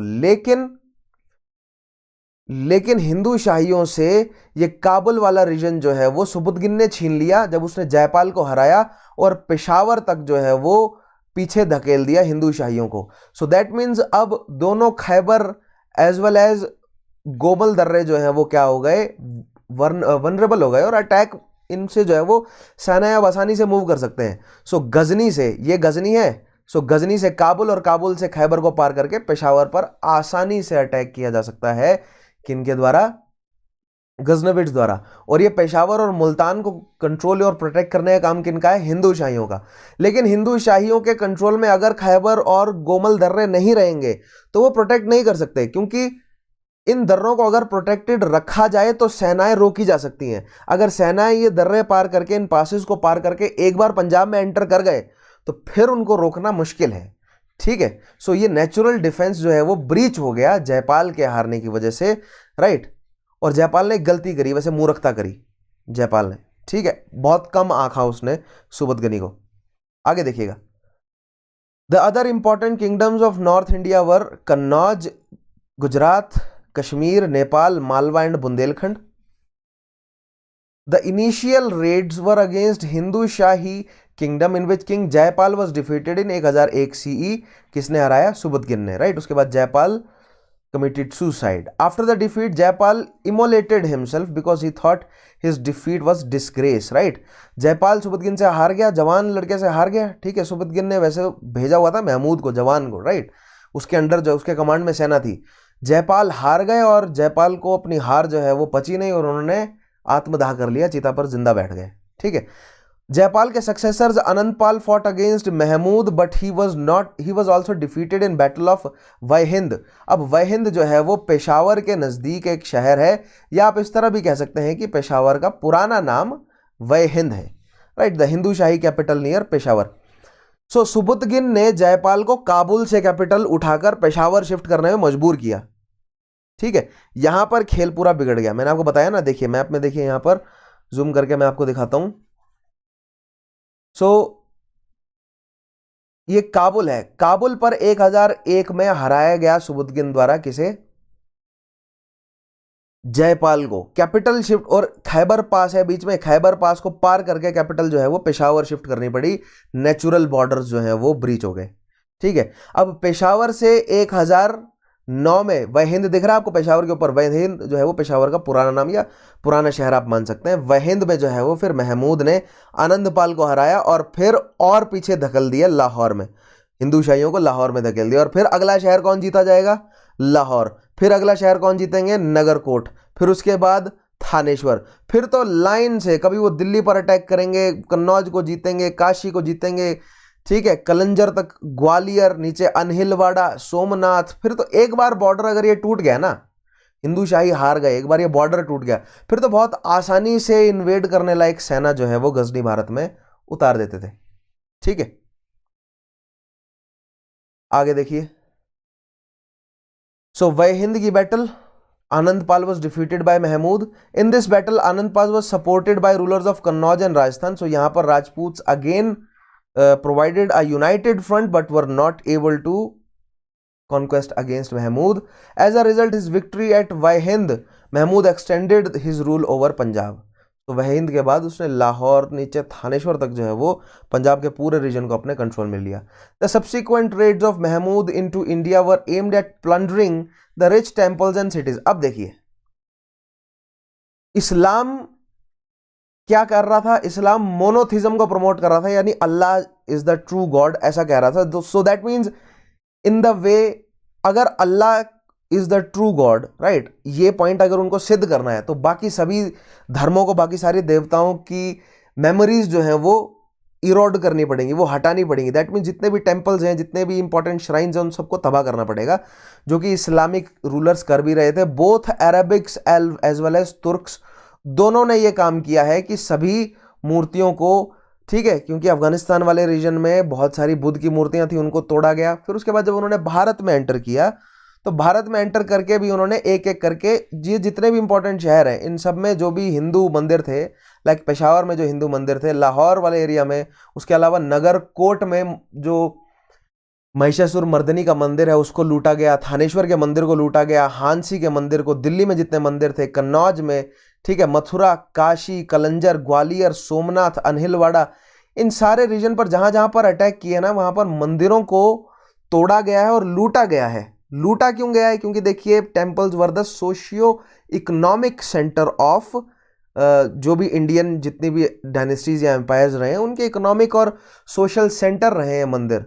सो दैट मीन्स अगर आप मंदिर को तबाह कर देते हैं ना, तो वहां के आप इकोनॉमिक और सोशल स्ट्रक्चर को डिसरप्ट कर रहे हैं, और अगर आप डिसरप्ट कर रहे हैं इकोनॉमिक स्ट्रक्चर को, तो वो एरिया वनरेबल हो जाता है और उसको अपने कंट्रोल में लेना आसान हो जाता है, राइट। सो ये क्या है कि एक स्ट्रेटेजी है, समझ रहे हैं, ये एक शासक की स्ट्रेटेजी है, ना कि एक धर्म की नीति। इस्लाम में कुछ इतनी ज्यादा कड़वी बातें नहीं बोली गई हैं, लेकिन जो इस्लाम के फर्दर फॉलोअर्स रहे हैं ना, उन्होंने अपने इकोनॉमिक, अपने पॉलिटिकल मुद्दों को सिद्ध करने के लिए इस्लाम में दिए गए उन क्लॉज को तोड़ मरोड़ कर यूज किया है, ठीक है। आगे देखिए, in 1011 he raided Nagar Kot in Punjab hills. Nagar Kot is former, एक पुराना नाम है for Kangra city. Kangra is a district in Himachal Pradesh, एक शहर भी है, बहुत पुराना शहर है, इनफैक्ट वन ऑफ द मतलब most oldest cities in India, Kangra. वहां पर नगर कोट उसका पुराना नाम है, और नगर कोट में महिषासुर मर्दनी का एक मंदिर है जिसको लूटा गया और अपार धन वहां से जो है वो ले गए। उसके अलावा थानेश्वर, ठीक है, जो कि present day Kurukshetra district Haryana में है, वहां पर मंदिर है, उसको भी लूटा गया। इकोनॉमिक, सोशियो इकोनॉमिक सेंटर थे ये। In 1018 Mahmud plundered the holy city of Mathura and also attacked Kannauj. So Mathura में जो मंदिर है, भर भर के वहां पर पैसा था, उनको लूट के गए। कन्नौज के मंदिरों से लूट के गए पैसा, शहर के शहर लोगों को मारा गया। प्लंडरिंग तो करी उन्होंने, लेकिन स्लॉटरिंग भी करी। बेरहम लोग थे। तो मैंने आपको बताया ना, अरबी, जिस तरह अरबी भारतीयों के साथ बहुत डिप्लोमेटिक तरीके से ट्रेड कर रहे थे, बहुत आराम से ट्रेड कर रहे थे, टर्किक लोगों का वैसा कोई लाज लिहाज भारतीयों के प्रति नहीं था। टर्किक लोग, टर्किक ट्राइबल लोग जो हैं वो बहुत हार्श और ब्रूटल थे एज कंपेयर टू अरबी। अरबी भी हार्श और ब्रूटल थे, राजपूत भी हार्श और ब्रूटल थे। ऐसा नहीं था कि राजपूत ब्रूटल नहीं थे या भारतीय राजा ब्रूटल नहीं थे, ठीक है। सदर्न इंडिया के भारतीय शासक भी बहुत ब्रूटल थे, शहर के शहर खाली किए गए हैं, ठीक है, मारा गया है। मतलब वैसे तो मेडिवल में, एंशिएंट टाइम्स में ब्रूटैलिटी जो है वो, समझ रहे हैं, जो केओटिक माहौल है वो ऑर्डर ही रहता था मोस्ट ऑफ द केसेस। लेकिन Turkic people were exception in their, मतलब आप बोल सकते हैं कि ब्रूटलनेस। सो शहर के शहर सैक कर देना, लाखों लोगों को मार देना, बेघर कर देना, तो ये उनका ट्रेंड था। इसी तरह वो आगे मूव करते थे, right. He wanted to make, अब देखिए यहां पर पता चलता है कि भारत को लूट क्यों रहा था वो, भारत पर पॉलिटिकल कंट्रोल क्यों नहीं किया। लेकिन भारत में उसने किया भी, देख रहे हैं, पंजाब तक के रीजन में किया, क्योंकि ये पूरा रीजन जो है वो बंजर है, ठीक है। जो उपजाऊ भूमि है वो ख्वारिज्मों और करखनीदों के कंट्रोल में है। सो पंजाब वाले रीजन से, पंजाब, सिंध, मुल्तान से वो अनाज ला सकता है, क्योंकि ये उपजाऊ भूमि है और ये सफिशिएंट है, समझ रहे हैं आप। पंजाब से इतना अनाज मिल जाता है कि उसके अलावा और कोई रीजन एक्वायर करने की जरूरत ही नहीं है। पंजाब, सिंध, मुल्तान इतना अनाज प्रोवाइड कर देते हैं, इतने उपजाऊ भूमि है यहाँ की, ठीक है। भारत को उसने, भारत में आगे, मतलब दिल्ली हो गया, राजपूताना हो गया, इसको कॉन्फ्लिक्ट में क्यों नहीं उलझाया? क्योंकि जानता है कि ये लोग भी जुझारू हैं, अगर मैं कॉन्फ्लिक्ट में उलझूंगा तो फिर काफी मेरे रिसोर्स की ही हानि होगी, ठीक है। सो उसने केवल प्लंडरिंग की पॉलिसी अपनाई, राइट। देखिएगा, he wanted to make Ghazni a principality of Afghanistan into a region building formidable power in the politics of central Asia. देखिए उसका एम्बिशन क्या था कि गजनी जो है वो सेंट्रल एशिया की एक बहुत इंपॉर्टेंट प्रोमिनेंट शहर बने। अदरवाइज और कौन से थे? मर्व और निशपुर जो है वो बहुत इंपॉर्टेंट शहर थे, बगदाद बहुत इंपॉर्टेंट शहर था। काबुल बहुत इंपॉर्टेंट शहर था, ठीक है, वो चाहता था कि गजनी बने, राइट, और ये पूरा सेंट्रल एशियाटिक जितना भी और मिडल ईस्टर्न जितना भी ट्रेड है वो गजनी से हो, गजनी बने सेंटर। इसके लिए गजनी को बहुत पावरफुल और रिच होना जरूरी है, और वो रिचेस कहाँ से आएंगी? वो रिचेस आई भारत से, ठीक है। देख रहे हैं आप, ये दर्रे से आराम से जा रहा है, लूट मार करके आ रहा है भारत में, ठीक है। आगे बढ़ते हैं। In a short period of 25 years, he made 17 raids. He destroyed many temples. Example, Somnath temple of Gujarat. 1025 में सोमनाथ टेम्पल को लूटा उसने। अब देखिए सोमनाथ टेम्पल के लिए उसने रास्ता कौन सा अपनाया, मैं आपको जूम करके दिखाता हूँ। सोमनाथ टेम्पल पर अटैक करने के लिए वो गोमल दर्रे से एंटर किया उसने, मुल्तान से लुधरावा से अनहिलवाड़ा होते हुए सोमनाथ, और फिर वो वापस गया सिंध वाले एरिया से, मंसूरा, बोलन को पार किया और गजना। आराम से आया और लूट के चला गया, ठीक है। तो ये गोमल, खैबर और बोलन, ये 3 इंपॉर्टेंट पासेज हैं, ध्यान रखना है आपको इनका नाम। इनकी बहुत बड़ी जो है वो पॉलिटिकल इंपॉर्टेंस है भारत के इतिहास में, ठीक है। आगे बढ़ते हैं। All right.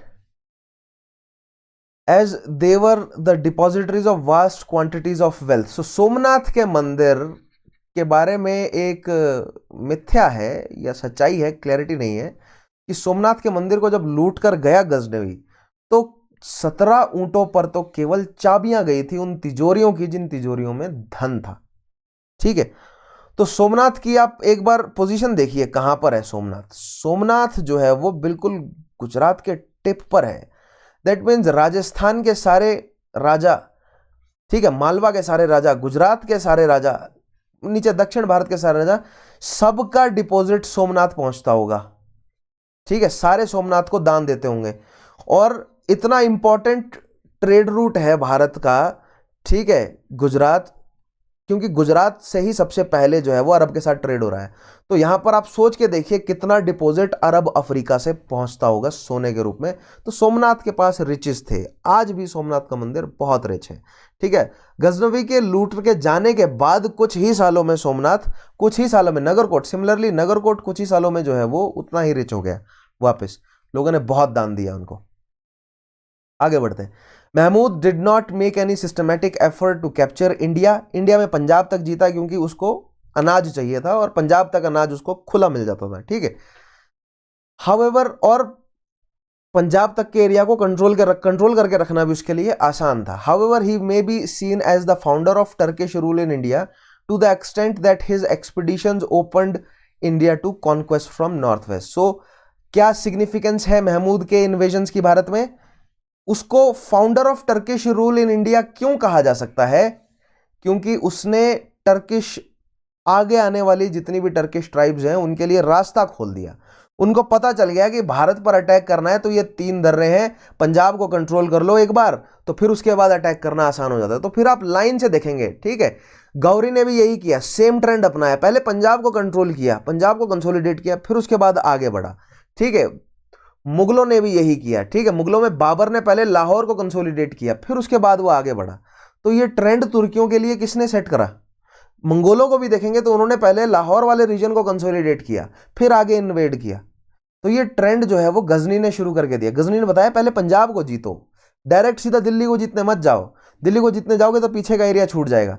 पहले पंजाब को कंसोलिडेटेड रखो ताकि तुम्हें रिसोर्सेज मिलते रहें, क्योंकि पंजाब से तुम्हारी सेना को खाना मिलता रहेगा, पैसा मिलता रहेगा, सब कुछ, ठीक है। एक बार पंजाब का एरिया कंसोलिडेट हो गया, फिर उसके बाद दिल्ली पर आक्रमण करो। ये पूरा ट्रेंड जो है वो गजनी ने शुरू किया इंडिया में, ठीक है। फिर तो लाइन से इन्वेडर्स आते गए। महमूद के बाद घुरिड इन्वेजन्स हुए, फिर उसके बाद लाइन से मंगोल आता गया, तैमूर आए, मुगल्स आए, ठीक है। तो नॉर्थ वेस्ट फ्रंटियर से लगातार फिर इन्वेजन्स होते गए टर्किक लोगों के, ठीक है। सब तुर्की हैं ये। अफगानियों ने भी किया, फिर नादिर शाह ने, अहमद शाह अब्दाली ने, सेम रास्ते से, राइट। सो ये मैप है, मैंने आपको ये समझाया ही मैप। आगे देखते हैं इम्पैक्ट क्या हुआ महमूद ऑफ गजनी के इन्वेजन का भारत पर, क्या इंपैक्ट है समझते हैं। सबसे पहला तो ये कि इंडिया की मिलिट्री वीकनेस का पता चला सबको। हिंदुस्तान की सेना से अरबी लोग डरते थे, क्यों? क्योंकि हिंदुस्तान की सेना में ये वहम रहता था कि हजारों के हिसाब से हाथी हैं, ठीक है। लाखों के हिसाब से पैदल सैनिक होते हैं, लेकिन जब और उनको जीतना नामुमकिन है। सो अरबी गुजर प्रतिहारों से जब नहीं जीत सके ना, तो ये बात सिद्ध हो गई कि हिंदुस्तानियों से जीतना नामुमकिन है। लेकिन फिर जब तुर्कियों ने हिंदुस्तानियों को हराना शुरू कर दिया ना, तो पता चला कि यार हिंदुस्तानी सेनाएं तो बहुत स्लो हैं, और जो तुर्कियों की फास्ट मूविंग कैवलरी है ना, उनकी जो मतलब घुड़सवार सेना जो है, उनके जो घोड़ों पर बैठे हुए जो सैनिक है, जो कैवलरी है, और वो फास्ट मूविंग है, वो बहुत आसानी से इंडिया की सेना, इंडिया की स्लो मूविंग एलिफेंट बेस्ड जो कॉर्प्स है उनकी सेनाएं उनको हरा सकती हैं। ठीक है, क्योंकि इंडिया की सेनाओं की स्ट्रेंथ जो है वो हाथी थे मोस्टली, और तुर्कियों की स्ट्रेंथ थी उनकी कैवलरी। तो मान लीजिए ऐसे हाथी चल रहे हैं, तुर्की क्या करते थे, साइड से जाते थे और साइड से हाथियों पर जो है वो तीर चलाने शुरू करते थे। एक बार हाथियों में तितर बितर हो गए, हाथियों में भगदड़ मच गई, फिर उसके बाद सेना को कंट्रोल करना तुर्कियों के लिए आसान हो जाता था, राइट। दूसरी चीज, इंडियाज पॉलिटिकल डिसयूनिटी। गुजर प्रतिहार के जाने के बाद राजपूतों में यूनिटी आई ही नहीं, आज तक नहीं है। ठीक है, सो इस डिसयूनिटी का फायदा जो है वो उठाया गया। वीकनिंग ऑफ इकोनॉमिक कंडीशन, 17 बार उसने रेड करी। जितनी बार भी मंदिर को लूटता था तो बेसिकली, और मंदिर को लूटता था, मार्केट को तबाह करता था, लोगों को मार देता था। होता क्या था, इससे लोग डर के शहर खाली हो जाते थे। तो शहर के शहर खाली हो गए तो जो एस्टेब्लिश्ड ट्रेड राउट्स थे वो डिस्टर्ब हो जाते थे। इससे इकोनॉमिक सिस्टम वीक हो जाता था। ठीक है, सो इकोनॉमिक कंडीशन, और उसके अलावा वो भारत से तो वेल्थ लूट के तो गया ही था। ठीक है, of India as Mahmud carried huge wealth out of the country. Great setback to Indian art and sculpture owing to destruction of idols in temples. Right? Idols तोड़ी गई मंदिरों में, मंदिरों को बर्बाद किया गया। इससे भारत के आर्ट और स्कल्पचरिंग आर्ट खास तौर पर उसको एक सेटबैक मिला। आज भी हमारे बहुत सारे मंदिर जो हैं वो तोड़ दिए गए हैं, ठीक है, इस्लामिक शक्तियों द्वारा। क्यों? क्योंकि वो मोनोथीज्म फैलाना चाह रहे थे। ठीक है, उनका अपना कॉन्सेप्ट था, वो उनके लिए सही था। ठीक है, लेकिन हमारे लिए नुकसान था उस चीज का। Opening of India to foreign attacks. अब यहां पर तुर्कियों ने सिद्ध कर दिया कि भारत को जीता जा सकता है, लेकिन एक स्ट्रेटेजी लगेगी, पंजाब को कंसोलिडेट करना पड़ेगा। तो इस तरह जो है वो भारत को जीतने का ट्रैक जो है वो ओपन हो गया, right. Opportunity for Islam to set its foothold in India. अरबियों ने केवल सिंध वाला रीजन अपने कंट्रोल में लिया था। हिंदुस्तान में, मतलब हिंद वाला रीजन, जो मेनलैंड हिंदुस्तान था उसमें वो एंटर नहीं कर सकते थे। मेनलैंड हिंदुस्तान में इस्लाम को फैलाने का जो मतलब हिंट है अदर इस्लामिक टर्किक ट्राइब्स को दिया किसने? महमूद ने, right. Next is arrival of Muslim saints. यहां पर जो है वो इंडिया में सूफिज्म की शुरुआत हो जाती है, क्योंकि अपने साथ महमूद जो है वो सूफीज को लेकर आया। मतलब कहने मतलब अपने साथ नहीं, लेकिन धीरे धीरे मुस्लिम लोग जो है वो भारत में मोर एंड मोर मुस्लिम लोग, मोर एंड मोर टर्किक लोग भारत में आते गए। ठीक है, तो सूफी भी जो है वो उनके साथ मूव करे। Providing impetus to greater Hindu Muslim interaction. यहां पर हिंदू मुस्लिम इंटरेक्शन को थोड़ा सा जो है वो पुश मिला। लेकिन इसका मतलब ये नहीं है कि हिंदू मुस्लिम इंटरेक्शन नहीं था। अरबियों के साथ तो भारतीयों का इंटरेक्शन था ही, और अरबियों के साथ भारतीयों का ट्रेड जो है वो सेट भी था। मैंने बोला ना, तुर्की और अरबी दो अलग अलग एंटिटीज हैं, उनके दो अलग अलग कैरेक्टर्स हैं, दो अलग अलग बिहेवियर्स हैं उनके। अरबी भारतीयों के साथ बहुत, अरबी हिंदुस्तानियों के साथ बहुत प्यार से ट्रेड कर लेते हैं, क्योंकि बहुत पुराना ट्रेड है। लेकिन तुर्कियों का ऐसा कोई स्नेह नहीं था भारतीयों के साथ। ठीक है, इसलिए तुर्कियों ने भारतीयों को कन्वर्ट करवाया। अरबियों ने भारतीयों को कन्वर्ट करने पर जोर नहीं दिया, हिंदुस्तानियों को कन्वर्ट करने पर जोर नहीं दिया, क्योंकि उन्हें पता था कि पुराना बसा हुआ ट्रेड है, हम क्यों डिस्टर्ब करें अपना ही ट्रेड। लेकिन तुर्की वर नए नए मुसलमान थे ना, तो उनको बहुत ज़्यादा, मतलब समझ रहे हैं, बहुत ज़्यादा एंथुसियास्टिक थे वो कि इस्लाम में कन्वर्ट करा देंगे। लेकिन उनकी पॉलिसी भी उनके लिए ठीक थी, क्योंकि तुर्कियों की, अरबियों की तरह हिंदू जो है वो हिंदुओं ने जिस तरह अरबियों को एक्सेप्ट कर लिया था ट्रेड के लिए, तुर्कियों को उन्होंने एक्सेप्ट नहीं किया था। क्यों? क्योंकि तुर्की जो है वो अपनी ब्रुटैलिटी के लिए ऑलरेडी इंडिया में बदनाम हो चुके थे। ठीक है, आगे देखते हैं। अब नेक्स्ट बात करते हैं, महमूद के बाद आए उनके लड़के मसूद, और यहां से जो है वो फिर अब गजनवी का डाउनफॉल शुरू होता है। Was unable to preserve the power or even the integrity of Ghaznavid empire, Khurasan and Khwarizm. Ghaznavid power was in Khorasan and Khwarizm. Ghaznavid power was challenged by the Seljuk Turks. Masood suffered a disastrous defeat at Battle of Dandankan, when all the Ghaznavid territories in Iran and Central Asia were lost to Seljuks. The Ghaznavids were left in possession of eastern Afghanistan and northern India, where they continue to rule until 1186 when Lahore fell to the Ghurids. अब देखिए यहाँ पर map में दिखाता हूं मैं आपको, यहाँ से ये ख्वारिज्म का रीजन है, यहाँ पर ख्वारिज्मी तुर्किक ट्राइब्स हैं, और ये जो आपको दलियाम वाला रीजन, देलाम वाला रीजन नजर आएगा ना, यहाँ से सेल्जुक डेवलप होंगे। सेल्जुकों ने ख्वारिज्मी वाला रीजन और ये ईरान वाला रीजन यानी खुरासन वाला पूरा रीजन जो है वो छीन लिया, किससे? गजनविड से। और गजनविड के पास केवल इतना रीजन बचा, ठीक है, जो इवेंचुअली जो है वो घुरिड्स ने उनसे छीन लिया। अब आप यहां पर ध्यान से देखेंगे, समनिद वाले मैप में भी मैंने आपको दिखाया था कि घुरिड्स को वो कंट्रोल नहीं कर सके थे। सेम गोज फॉर गजनविड, गजनविड भी घुरिड को कंट्रोल नहीं कर सके, क्योंकि जो घुर वाला रीजन है ना, ये ऐसी पहाड़ियां हैं कि यहाँ के नेटिव्स ही इन पहाड़ियों को नेविगेट कर सकते हैं, राइट। सो टेरिटोरियल जो मतलब एडवांटेज है वो घुरिड ट्राइब्स के पास थी, ये भी टर्किक लोग थे। That same goes for Marathas. जिस तरह मराठों से अंग्रेज या मतलब मुगल्स नहीं जीत पा रहे थे, क्यों? क्योंकि उनकी टेरेन उनकी मदद कर रही थी। उसी तरह घुर से ना ही समनिद और ना ही उसके बाद सेल्जुक भी नहीं जीत सके, क्योंकि सेल्जुकों ने भी ये रीजन अपने कंट्रोल में लिया ना पूरा, ठीक है। सेल्जुक भी घुरिड्स को नहीं हरा सके, क्यों? क्योंकि उनकी टेरेन ही ऐसी थी। इवेंचुअली घुरिड्स ने रिप्लेस किया किसे? फिर गजनविड्स को। कब? 1186 में। यहां देखिए 1186 में finally Lahore fell to the Ghurids, और लाहौर चला गया। मैंने बोला ना पंजाब चला गया, पंजाब की कैपिटल लाहौर थी पहले, यह सबसे प्रोमिनेंट शहर पंजाब का लाहौर था, राइट। सो एक बार लाहौर चला गया तो पूरा पंजाब चला गया, पूरा पंजाब चला गया तो उपजाऊ भूमि सारी निकल गई आपके हाथ से, वहां से सबसे ज्यादा प्रोडक्शन आती है, तो फिर आस पड़ोस का अफगानिस्तान जुबलिस्तान वाला रीजन तो फिर निकला ही हाथ से, समझो, ठीक है। So this was the decline of Ghaznavids. तो आज समझ आया आपको गजनविड कहां से डेवलप हुए, ठीक है। सुबुतगिन, महमूद और फिर उसके बाद मसूद की कहानी आपको समझ आई। मसूद को फाइनली किसने हराया? सेल्जुक तुर्कों ने, ठीक है। आगे देखिए, ये रीजन है ग्रेटर खुरासन, ठीक है। ये अराल सागर के नीचे आपको नजर आ रहा है, दिस इज अमू दरिया एंड दिस इज सिर दरिया। अमू दरिया और सिर दरिया के बीच में है मवार नहार, ठीक है। अराल के नीचे ख्वारिज्म वाला रीजन है और ये है खुरासन, दिस इज खुरासन, और यहाँ खुरासन के नीचे है जबुलिस्तान और काबुलिस्तान वाला रीजन, ठीक है। सो सेल्जुक डेवलप होंगे इधर से, सेल्जुक कैस्पियन सी के नीचे से डेवलप होंगे, वो यहां से ख्वारिज्म वाला रीजन, मवार उन नहार और ग्रेटर खुरासन सब छीन लेंगे, किससे? गजनविड से। और फिर घुर यहां पर डेवलप होंगे, और घुर फिर लाहौर से, लाहौर यहां पर है, लाहौर से हटा देंगे किसे? गजनविड्स को फाइनली, ठीक है। और फिर घुरिड रीजन, घुरिड जो है वो आ जाएंगे शक्ति में। अब हम डिस्कस करते हैं किसके बारे में? घुरिड्स के बारे में, ठीक है। देखते हैं rise of Ghurids and their advance into India. और अब डिफरेंस देखेंगे हम, गजनविड्स जो है वो भारत में क्या करने आए? केवल प्लंडर करने, लूट मार करने, क्योंकि उन्हें पता था कि राजपूतों से अभी हम भिड़ेंगे, भले ही राजपूत जो है वो कमजोर हो गए हों, लेकिन फिर भी उनसे भिड़कर कोई फायदा नहीं है, क्योंकि गजनविड्स का उनका मेन एम्बिशन था कि गजना को कंट्रोल में रखना है। लेकिन घुरिड्स के साथ दिक्कत पता है क्या हुई?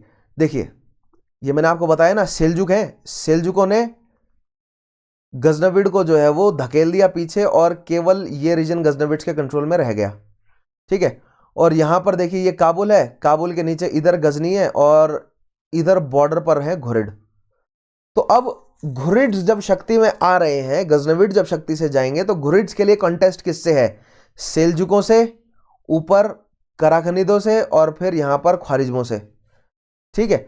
लेकिन ध्यान दीजिएगा, समनिदों को हराने में गजनविड कामयाब इसलिए रहे थे क्योंकि समनिद तुर्की नहीं थे, सेल्जुक तुर्की थे, ठीक है। इसलिए अब घुरिड्स को अगर पैसा चाहिए तो इस रीजन से नहीं मिल सकता, क्योंकि यहां पर सेल्जुक बैठे हैं, और सेल्जुक किसी भी कीमत में घुरिड्स को एक्सपेंड नहीं करने देंगे। इसलिए घुरिड्स के पास, अगर घुरिड्स को अगर पैसा चाहिए तो एकमात्र चारा घुरिड्स के पास बच गया कि हिंदुस्तान को जीतो, ठीक है। और वही उन्होंने किया, क्योंकि यहां पर सेल्जुक तो बिल्कुल भी ट्रेड नहीं करने दे रहे उन्हें। सेल्जुक देख रहे हैं आप, सेल्जुक बिल्कुल ट्रेड नहीं करने देंगे, सेल्जुक तुर्क है, मजबूत है, ठीक है। ऊपर जो मवारुन नहार वाला रीजन है, यहां पर करखनिद है, ये नहीं करने देंगे ट्रेड। और भारत में राजपूत इतने कमजोर हो गए हैं कि घुरिड अब उन्हें हरा सकते हैं, ठीक है। तो घुरिड्स ने भी वही किया, सबसे पहले पंजाब को कंट्रोल किया, गजनविड्स को हराया, ठीक है। यहां पर लाहौर को कंट्रोल किया, और अब फिर लाहौर से वो दिल्ली की तरफ आंखें दिखाने लगे। उसके लिए तबर हिंद इज अ सिटी जहां पर जिसके लिए जो है वो कंटेस्ट शुरू होता है किस किस के बीच में, दिल्ली के चौहानों के बीच में और घुर के मोहम्मद के बीच में। ठीक है, सो ये है घुरिद इन्वेजन का मैप, आगे मैं आपको समझाऊंगा इसके बारे में। ठीक है, लेकिन पहले कुछ स्टेटमेंट्स देख लेते हैं घुरिड्स के बारे में। The rise of power of the Ghurids at Ghur. Ghur आपको मैंने दिखाया ना मैप्स में, कहां पर है ये देखिए, दिस वाज, ये घुर है आपका, बिल्कुल गजना के साथ में ये घुर रीजन लगता है। और घुर क्या है, माउंटेनियस रीजन है जिसको ना ही समनिद जीत सके थे, ना ही गजनवी जीत सके, ना ही सेल्जुक जीत सके, कोई भी घुर को कंट्रोल नहीं कर सका। ठीक है, a small isolated area located in the mountain fastness between Ghaznavid Empire and Seljuks was an unusual and unexpected development। अब unusual और unexpected क्यों है, क्योंकि बहुत छोटा रीजन था, उनके पास कोई शक्ति नहीं थी। लेकिन ध्यान दीजिएगा, घुर कौन है, घुर तुर्क है। सो दैट मीन्स जब भी गजनवी भारत में इन्वेड कर रहे होंगे, ठीक है, तो उनको जिहाद का नारा लगवाना पड़ा होगा। सो जिहाद का नारा लगवाया जब उन्होंने, तो घुरिड्स ने अपनी सेनाएं भेजी होंगी।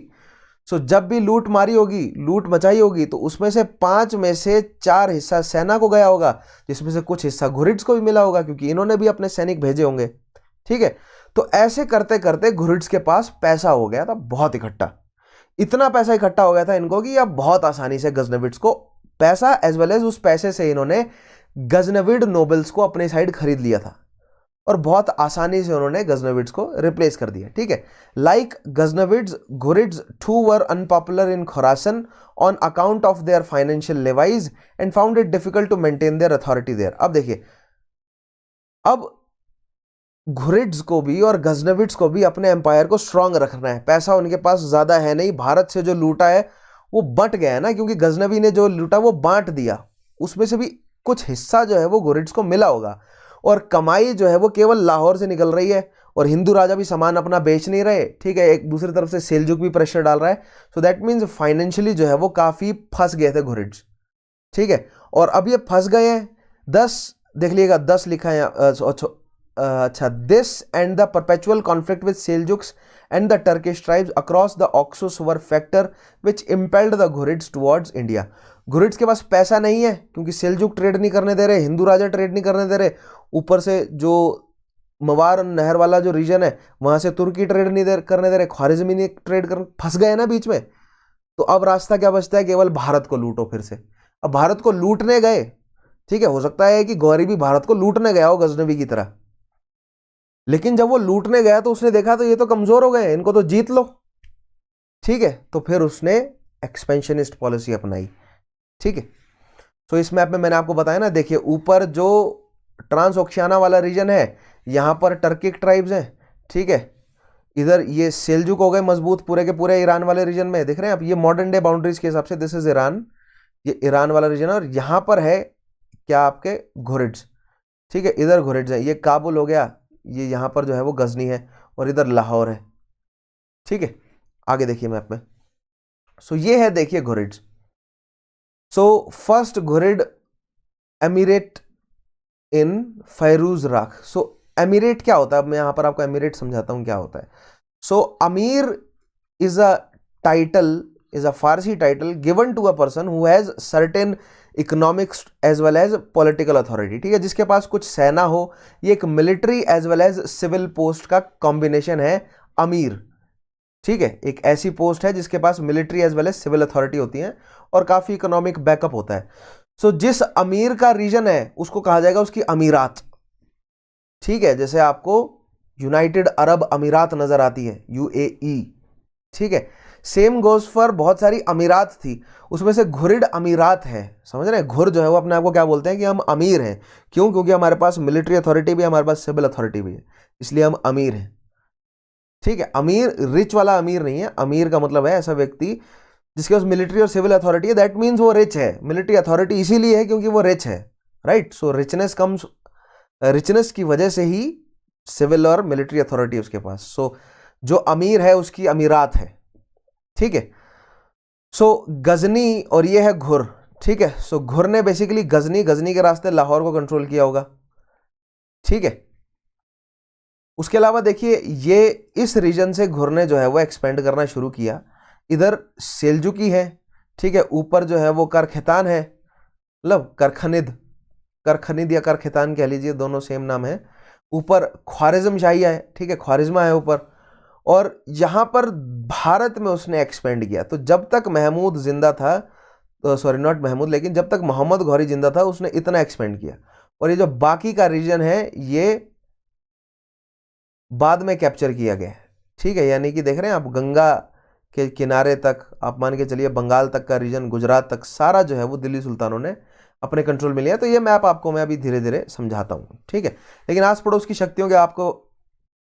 शक्तियों के बारे में आपको पता होना चाहिए, ठीक है। अराल सागर के नीचे ख्वारिज्म वाला रीजन है, तो यहाँ से ख्वारिज्मी शाह निकलते हैं, ठीक है। सेंट्रल एशिया वाले रीजन में यानी ट्रांसओशियानिया के ऊपर कौन है? करखनिद, ठीक है। In 1163 Ghiyasuddin Muhammad assumed the throne of Ghurid, ठीक है। घुर का थ्रोन अपने सर पर रखा किसने? गयासुद्दीन मुहम्मद। ये है मोहम्मद घोरी जिसे कहा जाता है, राइट। गयासुद्दीन, सॉरी नॉट ये, इसका सक्सेसर आएगा Mohammad Ghori. Recalling a Turkish tribal tradition he appointed his younger brother Muhammad Ghori, Mohammad real name Muizuddin, ruler of Ghazna. अब देखिए यहां पर जो है वो स्टोरी थोड़ी सी इंटरेस्टिंग होती जाती है, ठीक है। घोर में शक्ति में आया कौन? गयासुद्दीन घोरी या गयासुद्दीन मोहम्मद, ठीक है। ये घोरिड्स ना दो भाई थे, एक था गयासुद्दीन और दूसरा था मोहम्मद घोरी। सो इन्होंने आपस में ना काम बांट लिया। इनका कॉन्फ्लिक्ट किससे है? एक साइड सेल्जुक ख्वारिज्मों से और दूसरी साइड इनको भारत को जीतना है। तो मोहम्मद घोरी को तो दिया गया काम कि तुम जाओ हिंदुस्तान जीतो, और गयासुद्दीन ने अपने पास क्या रखा काम कि मैं ख्वारिज्मों और सेल्जुकों से निपटता हूं, ठीक है। तो ये पार्टनरशिप जो है वो रखी गई। This unique partnership enabled one brother Muhammad Ghori to engage all his energies to the conquest of India and the elder brother Ghiyasuddin to conquest of Central and West Asian problems। यानी करखनिद, ख्वारिज्मों और सिल्जुकों से लड़ने का काम किसने किया? गियासुद्दीन मुहम्मद ने। और इंडिया को या दिल्ली को जीतने का काम किसके सर पे आया? मुहम्मद घोरी के नाम पर, ठीक है। So Muhammad Ghori's first invasion in Indian subcontinent started with the conquering of Multan and Oosh in 1175। अब देखिए गजना दे दिया किसको? मोहम्मद को, ठीक है। अब मोहम्मद कहां आएगा? गजना यानी काबुल के रास्ते दो दर्रे हैं, खैबर और गोमल। गोमल के रास्ते वो मुल्तान के बाद ऊश के बाद मंसूरा जीतेगा, ठीक है। और काबुल के रास्ते आएगा वो पेशावर को जीतते हुए लाहौर, ठीक है। तो वही काम उसने किया भी सेम। तो सबसे पहले तो उसने मुल्तान और ऊश को जीता। In 1178 he attempted to penetrate Gujarat by marching past Rajputana desert but failed heavily. बहुत बड़ी गलती, मंसूरा वाले रीजन तक उसने जीता और फिर सोचा उसने कि राजपूताना डेजर्ट को पार करते हुए जिस तरह, क्योंकि सोमनाथ वाला पूरा उसने सीन सुना होगा कि सोमनाथ से बहुत सारा धन जो है वो गजनी लेकर आया था, तो मैं भी वही करूंगा। और गजनी भी किस तरह जो है वो राजपूताना से गुजरा था, लेकिन गजनी चालाक था, उसको पता था कि कितनी सेनाएं कब ले जानी है, राइट। पानी साथ में ले जाना नहीं ले जाना। तो उसने गलती करी राजपूताना से गुजरने की, और यहाँ पर उसको हार जो है वो मिली और वो सोमनाथ को नहीं जीत सका। तो उसको समझ आएगा कि नहीं, यहाँ से नहीं जीतना, पहले दिल्ली वाले रीजन को कंट्रोल करो, ठीक है, जिसको कहा जाता है बैटल ऑफ क्यादरा, ठीक है। 1178 में गुजरात को जीतने की कोशिश की गई, और जो गुजरात में राजपूत थे, सोलंकी यानी चालुक्य जो राजपूत थे, उनसे उसका सामना हुआ। क्योंकि जो चालुक्य राजपूत थे वो एक बार गजनी के अटैक से अलर्ट हो गए थे, एक्सक्यूज मी,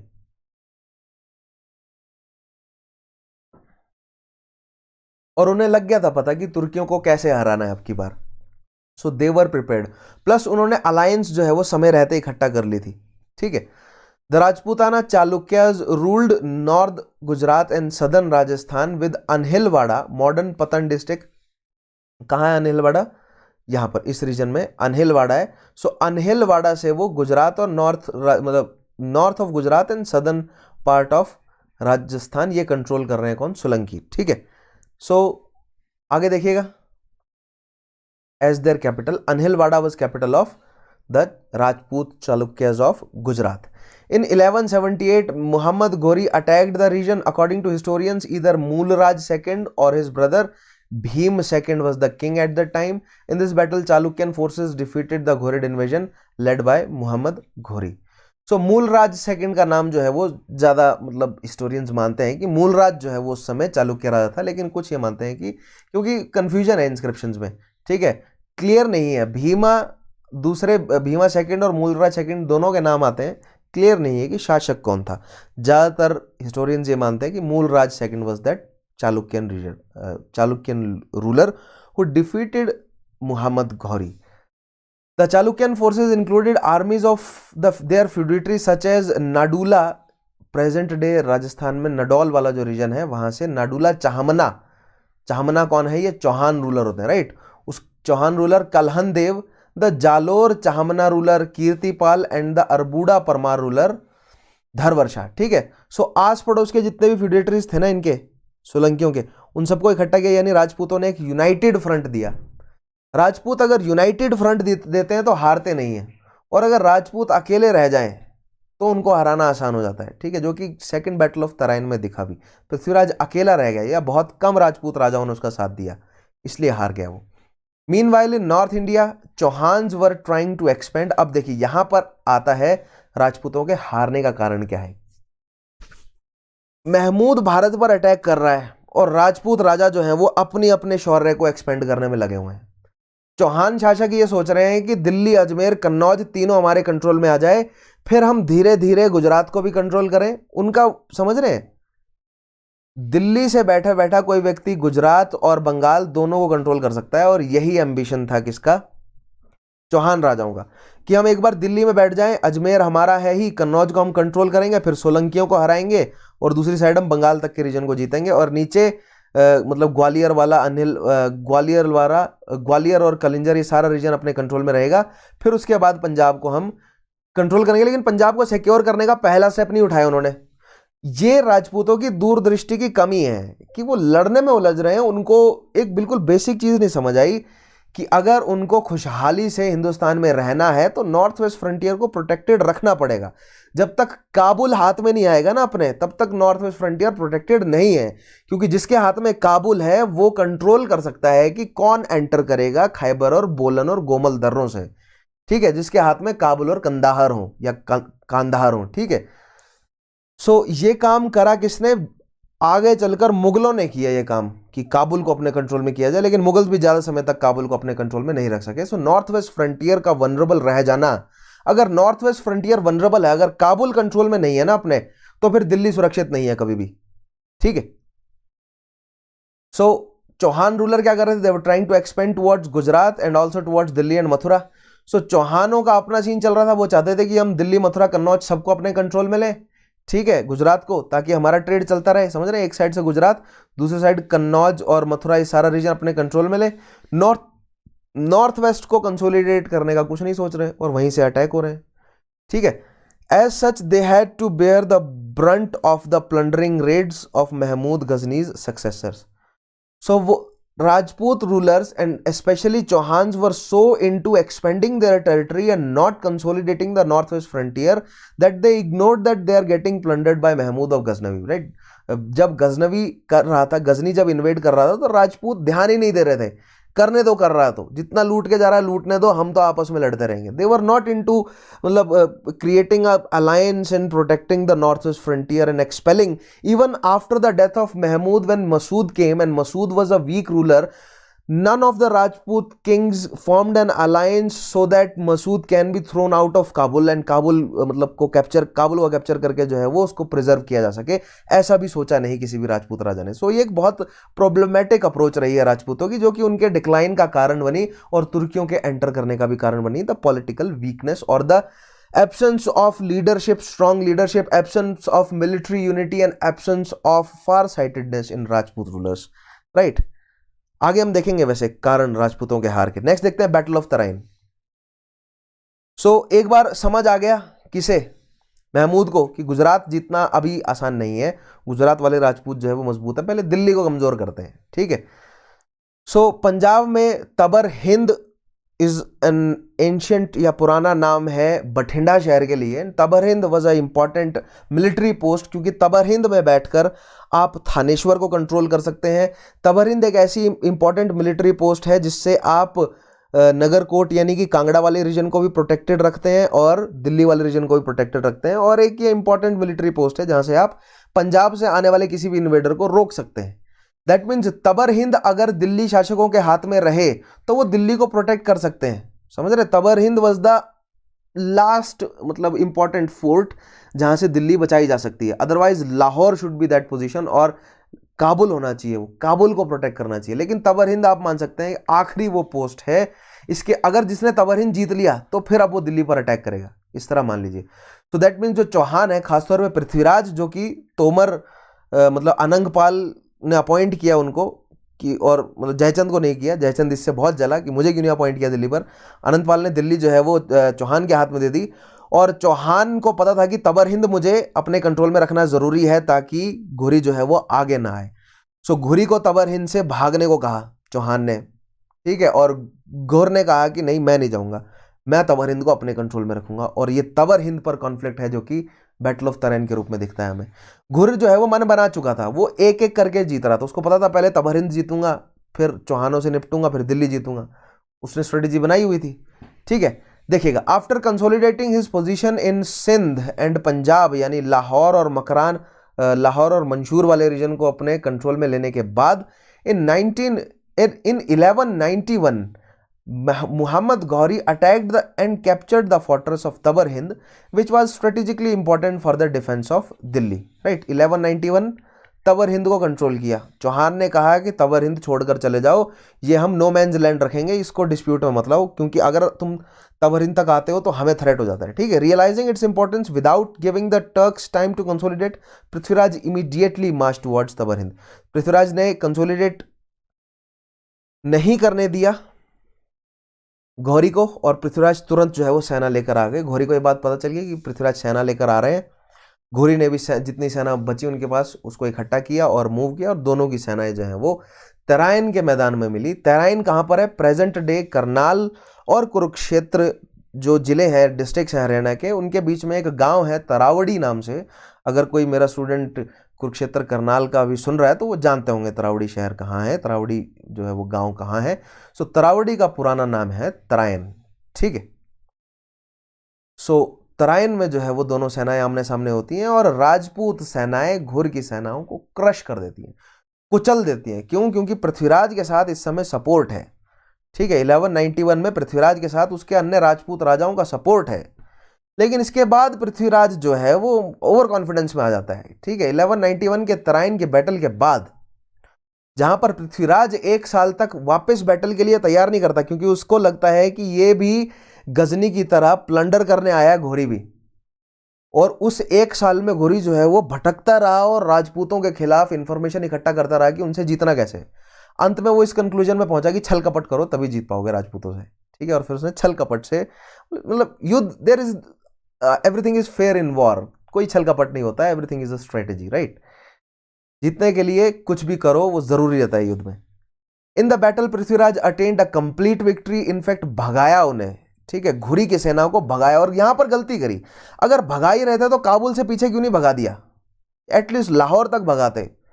कोई 60-65 किलोमीटर तक पीछा किया और बस उसके बाद छोड़ दिया, ठीक है। Muhammad Ghori been saved according to contemporary account by a Khalji horseman who carried the wounded sultan to safety. Mohammad Ghori घायल हो गया था और एक खलजी घुड़सवार ने उसको युद्ध मतलब मैदान से घसीटकर बाहर ले गया उसे, right. After his victory, Prithviraj did not try to pursue the dispirited Ghurid army, either because he did not want to venture into hostile territories far away from his base, or because he thought that like Ghaznavids, the Ghurids too would be satisfied to rule over the Punjab, ठीक है। घुरिड के हार जाने के बाद पृथ्वीराज ने घुरिड्स की पीछा करना चाहिए था, उन्हें एटलीस्ट लाहौर तक तो भगाना चाहिए था, ठीक है, ताकि पंजाब कंसोलिडेट रहे, पंजाब को वो फिर से कंसोलिडेट ना कर सके, उन डिस्टर्ब्ड रहे। अगर वो पंजाब को फुली कंसोलिडेट कर लेते हैं ना तो फिर दिल्ली पर अटैक करना आसान हो जाता है, जो कि एक साल में मोहम्मद ने किया भी। उसने एक साल बैठकर लाहौर में रहा, वो घर नहीं गया, गजना नहीं गया, लाहौर में रहा और एक साल उसने कंसोलिडेट किया। लाहौर पेशावर भटकता रहा, वो सेना इकट्ठा करता गया, ज़्यादा से ज़्यादा टर्किक ट्राइब्स को अपने साथ जोड़ता गया। उसने अपने स्पाइस छोड़ के रखे, राजपूतों के बारे में जानता गया, कैसे जीतना है स्ट्रेटेजाइज करता गया और फिर युद्ध किया। मीनवाइल पृथ्वीराज, कारण ये दिया जाता है कि पृथ्वीराज को ऐसा लगा कि यार लाहौर वाला एरिया तुर्कियों के कंट्रोल में है, मैं अपनी सेना लेकर जाऊंगा, मेरा बेस दिल्ली में, बहुत दूर रह जाएंगे हम, अगर हमारी सेना तितर बितर हो गई तो फिर कोई फायदा नहीं रहेगा, ठीक है, सेना की संख्या घट जाएगी मेरी। या दूसरा कारण ये भी बताया जाता है कि राजपूतों को ऐसा लगा कि गजनविड की तरह घुरिड भी केवल लूटने आया है, एक्सपेंशनिस्ट पॉलिसी उसकी नहीं है। लेकिन यहाँ पर जो सेंट्रल एशिया या जो वेस्टर्न एशिया है वहाँ पर पॉलिटिकल सिचुएशन बदल चुकी है। बुयिद और समनिद या अब्बासियों की तरह सेल्जुक जो है वो कमज़ोर नहीं थे, सेल्जुक मजबूत थे, इसलिए घुरिड जो है वो वेस्टवर्ड एक्सपेंड नहीं कर सकता था। घुरिड्स के पास एक्सपेंड करने के लिए केवल ईस्टवर्ड इंडिया ही बचा था जहाँ पर पॉलिटिकल सिचुएशन कमज़ोर थी, ठीक है। Thus, he treated the siege of Tabar Hind only as a frontier fight and was satisfied with capturing it and after a siege of few months, right? So, तबर हिंद तक खदेड़ा, तराइन से तबर हिंद तक सेना को खदेड़ा और तबर हिंद का घेरा डाला, ठीक है। और तबर हिंद का घेरा डाला 2-3 महीने तक, कुछ एक हफ्तों और 1-1.5 महीने तक जो है वो घेरा रखा। फिर घुरिड सेनाओं ने, मतलब घुरिड जो मतलब क्या बोलते हैं उनको, जो किले के अंदर जो सैनिक थे उन्होंने सरेंडर कर दिया, गैरिसन जो था उसने सरेंडर कर दिया और फिर चौहान को लगा कि बस इतना ही है, उसके आगे जो है वो आगे अटैक नहीं करेगा। कौन? घोरी। अब यहाँ पर राजपूतों की ये दूरदृष्टि में कमी है, उनको नॉर्थ वेस्ट फ्रंटियर को कंसोलिडेट करना चाहिए था। लेकिन प्रॉब्लम ये है ना, ये हमें आज पता है, हम मैप में देखते हैं, हमें आज पता है कि यहाँ से एंटर करना आसान है ना। उस समय तो थोड़ी, उस समय उनको इतनी क्लैरिटी थोड़ी थी कि नॉर्थ वेस्ट से एंटर करना आसान है, ठीक है। वैसे रही भी होगी, लेकिन कई कारण हो सकते हैं। हो सकता है कि राजपूतों में एकजुटता नहीं थी, सेना शक्ति कम थी, रिसोर्सेज कम थे कि इस तरह का बड़ा एक्सपीडिशन किया जाए कि काबुल तक कंट्रोल में लाया जाए। कई सारे कारण हो सकते हैं, ठीक है, और रहे भी होंगे। चौहान रूलर पृथ्वीराज, पृथ्वीराज कौन सा है? ये तीसरा है, Prithviraj third. Treated the struggle with Muhammad Ghori as only a frontier fight is strengthened by the fact that after his victory he made little preparations for a future contest with Ghurid chief। अब ये बहुत important बात है, ठीक है। कई ऐसे हमें मिले हैं, मतलब लिटरेरी सोर्सेज, जहां से पता चलता है कि पृथ्वीराज ने 1191 की तराइन के युद्ध के बाद भोग विलास में गुजार दिया 1 साल, जबकि मोहम्मद घोरी प्रिपेयर करता रहा। यहां पर धर्म को आप बीच में नहीं जोड़ेंगे। आप अगर एडमिनिस्ट्रेटर बनना चाहते हैं तो आपको धर्म, सोसाइटी, इन सबसे ऊपर उठ के सोचना पड़ेगा। एज एन एडमिनिस्ट्रेटर आपको सोचना पड़ेगा, एज अ प्रशासक, एज अ राजा, एज अ किंग आपको देखना पड़ेगा कि मोहम्मद घोरी 1 साल बैटल के लिए तैयार कर रहा है और पृथ्वीराज जो है वो अय्याशियां कर रहा है। पृथ्वीराज भी एक्सपेंशन कर रहा है, वो एक्चुअली अपने पॉलिटिकल जो मतलब पोटेंशियल पॉलिटिकल सपोर्ट है उसको कमज़ोर करने में लगा हुआ है। क्यों? क्योंकि उसने जयचंद को चिढ़ाया हुआ है, उसकी लड़की को मतलब अगवा कर लिया और उससे शादी कर ली, ठीक है। और दूसरी साइड वो सोलंकियों पर प्रेशर डाल रहा है कि मैं गुजरात तक जीतूंगा। तो पॉपुलर सपोर्ट जो है वो पृथ्वीराज के साथ नहीं है, जबकि 1 साल उसको स्पाइस छोड़ के रखने थे घुरिड्स के पीछे, ठीक है। उसको जो है वो अपने स्पाई छोड़ने चाहिए थे और पता कराना चाहिए था कि घुरिड क्या चाहता है। उसको पता चलता कि घुरिड वापस इन्वेड करने के चक्रों में है, तो पॉलिटिकल शक्ति जो है वो जोड़नी चाहिए थी। राजपूतों को एक यूनाइटेड फ्रंट लाना चाहिए था जिससे वो काबुल तक के एरिया को कंसोलिडेट कर सके, लेकिन ऐसा पृथ्वीराज ने नहीं किया, ठीक है।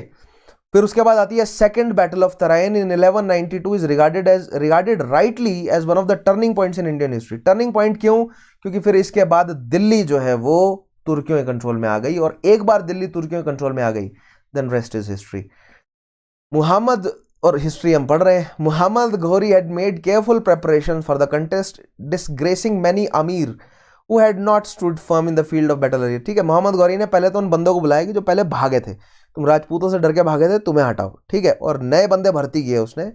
1 साल प्रिपेयर किया और अंत में उसने फिर से तराइन के मैदान में मतलब पृथ्वीराज या चौहान को बुलाया, लड़े वो, और अब की बार पिच बैटल नहीं कर सका। उसको पता था पिच बैटल में राजपूत हरा देंगे। उसने क्या किया, बिल्कुल रात जब मतलब अंतिम पहर में थी अपने, तब उसने अटैक किया, जब राजपूत सेना या तो नशे में धुत थी या तो सो रहे थे, ठीक है। सो दैट मीन्स डिसऑर्गेनाइज थे।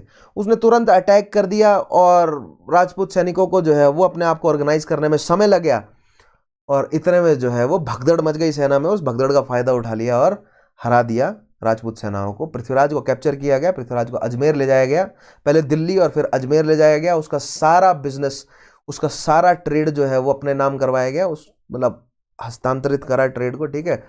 और फिर उसके बाद पृथ्वीराज को अजमेर में एग्जीक्यूट किया गया है, ठीक है। It is difficult to form a precise estimate of forces of the two sides. According to information of the contemporary chronicler Minhaj-e-Siraj, the army of Muhammad Ghori had 120,000 men, 1,20,000, and fully equipped with steel coats and armor. A 17th century historian Farishta placed Prithviraj forces at 3,000 elephants, 300,000 horsemen, and a considerable infantry.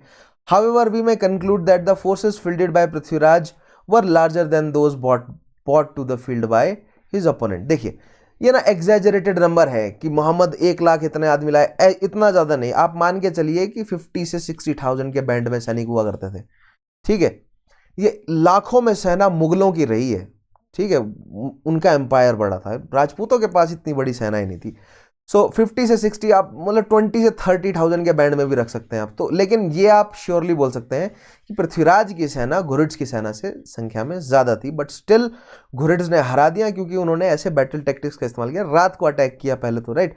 Prithviraj की सेना मान लीजिए यहाँ पर बीच में है, घुरिड ने क्या किया कि उसने एक फ्लैंक को पहले से ही पीछे भेजा हुआ, ठीक है। एक फ्लैंक यहाँ पर आगे रखी हुई और 2 यहाँ पर साइड में। रात को अटैक किया उसने, इन दोनों आर्चर्स, इन दोनों जो है वो फ्लैंक से उसने क्या किया, आर्चरी करवाई, सेना में भगदड़ मच गई और इस वाले फ्लैंक को आगे भागने को भेजा।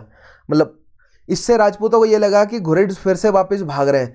तो जब राजपूतों ने घुरिड्स का पीछा करना शुरू किया तो ये पीछे वाली जो फ्लैंक थी, इसने पीछे से अटैक करना शुरू कर दिया।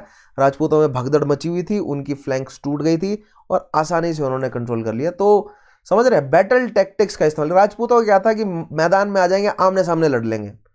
उनको के पास संख्या कम थी, उनको थोड़ा सा क्लेवर, थोड़ा सा इंटेलिजेंट तरीके इस्तेमाल करने थे और उन्होंने किए भी, और आसानी से राजपूतों को दूसरी बैटल में हरा दिया। जबकि पहली बैटल में धूल चटा दी थी राजपूतों ने तुर्कियों को, ठीक है, क्योंकि तब वो आमने सामने आ गए थे। आमने सामने नहीं जीत सकते थे आप राजपूतों से, ठीक है।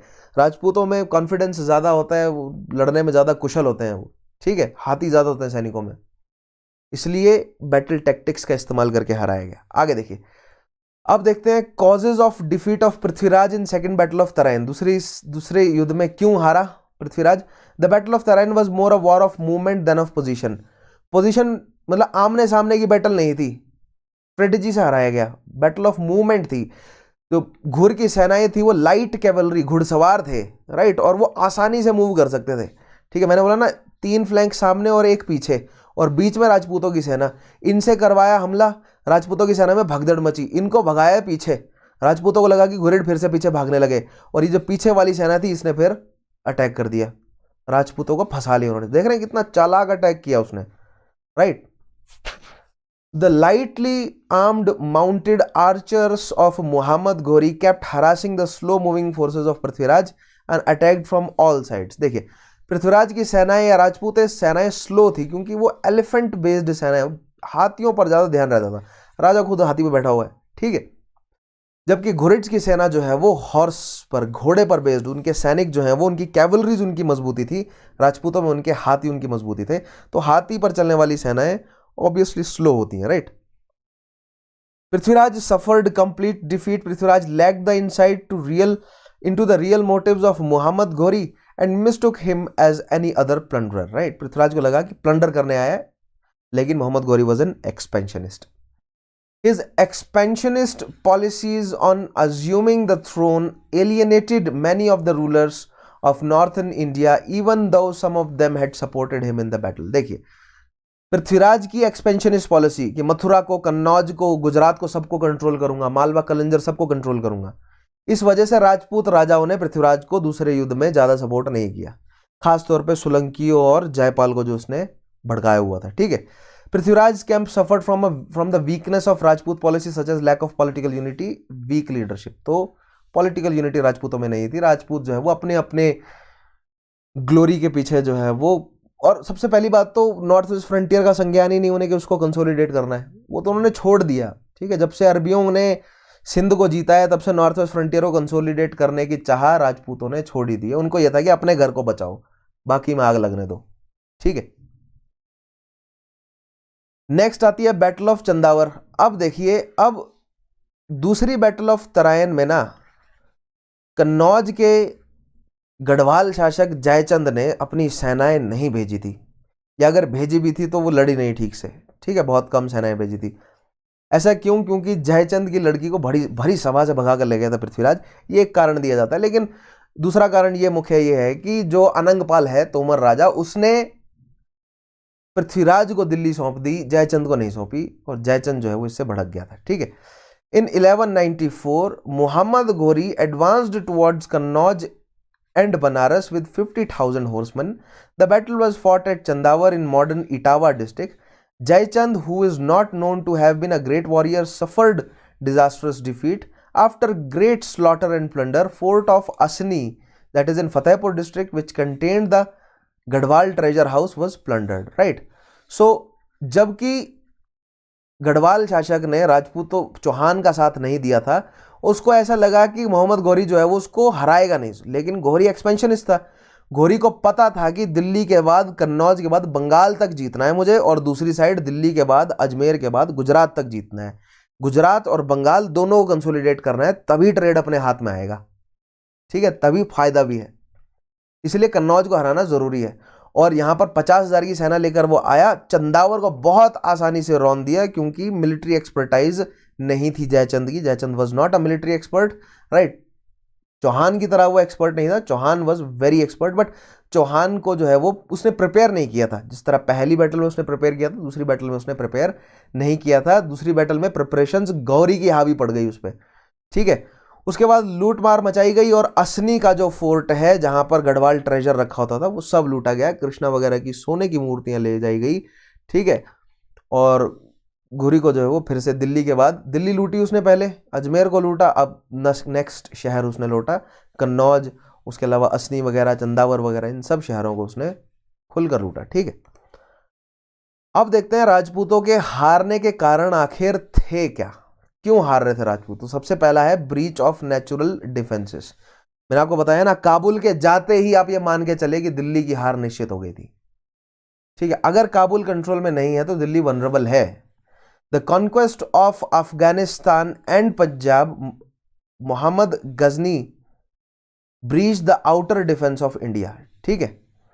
अफगानिस्तान और पंजाब को हराने के बाद हिंदुस्तान का जो आउटर डिफेंस है पंजाब, और पंजाब जो है वो, पंजाब के बाद अफगानिस्तान वाले जन समझ रहे हैं, काबुल और खैबर बोलन दर्रे, ये अगर चले गए हाथ से तो दिल्ली वनरेबल हो जाती है, right. It enabled hostile forces to stage their forces in the area and to make forays into vital areas of India at will. Thus India was technically put on the defensive. अगर काबुल आपके हाथ में है ना, तो वहां से आप अटैक फिर भी कर सकते हैं, लेकिन एक बार काबुल और फिर उसके बाद लाहौर चला गया आपके हाथ से, तो फिर आपके पास सिर्फ केवल डिफेंस करना रह जाता है। आप फिर डिफेंस करते हैं, फिर सामने वाला अटैक करता है, ठीक है।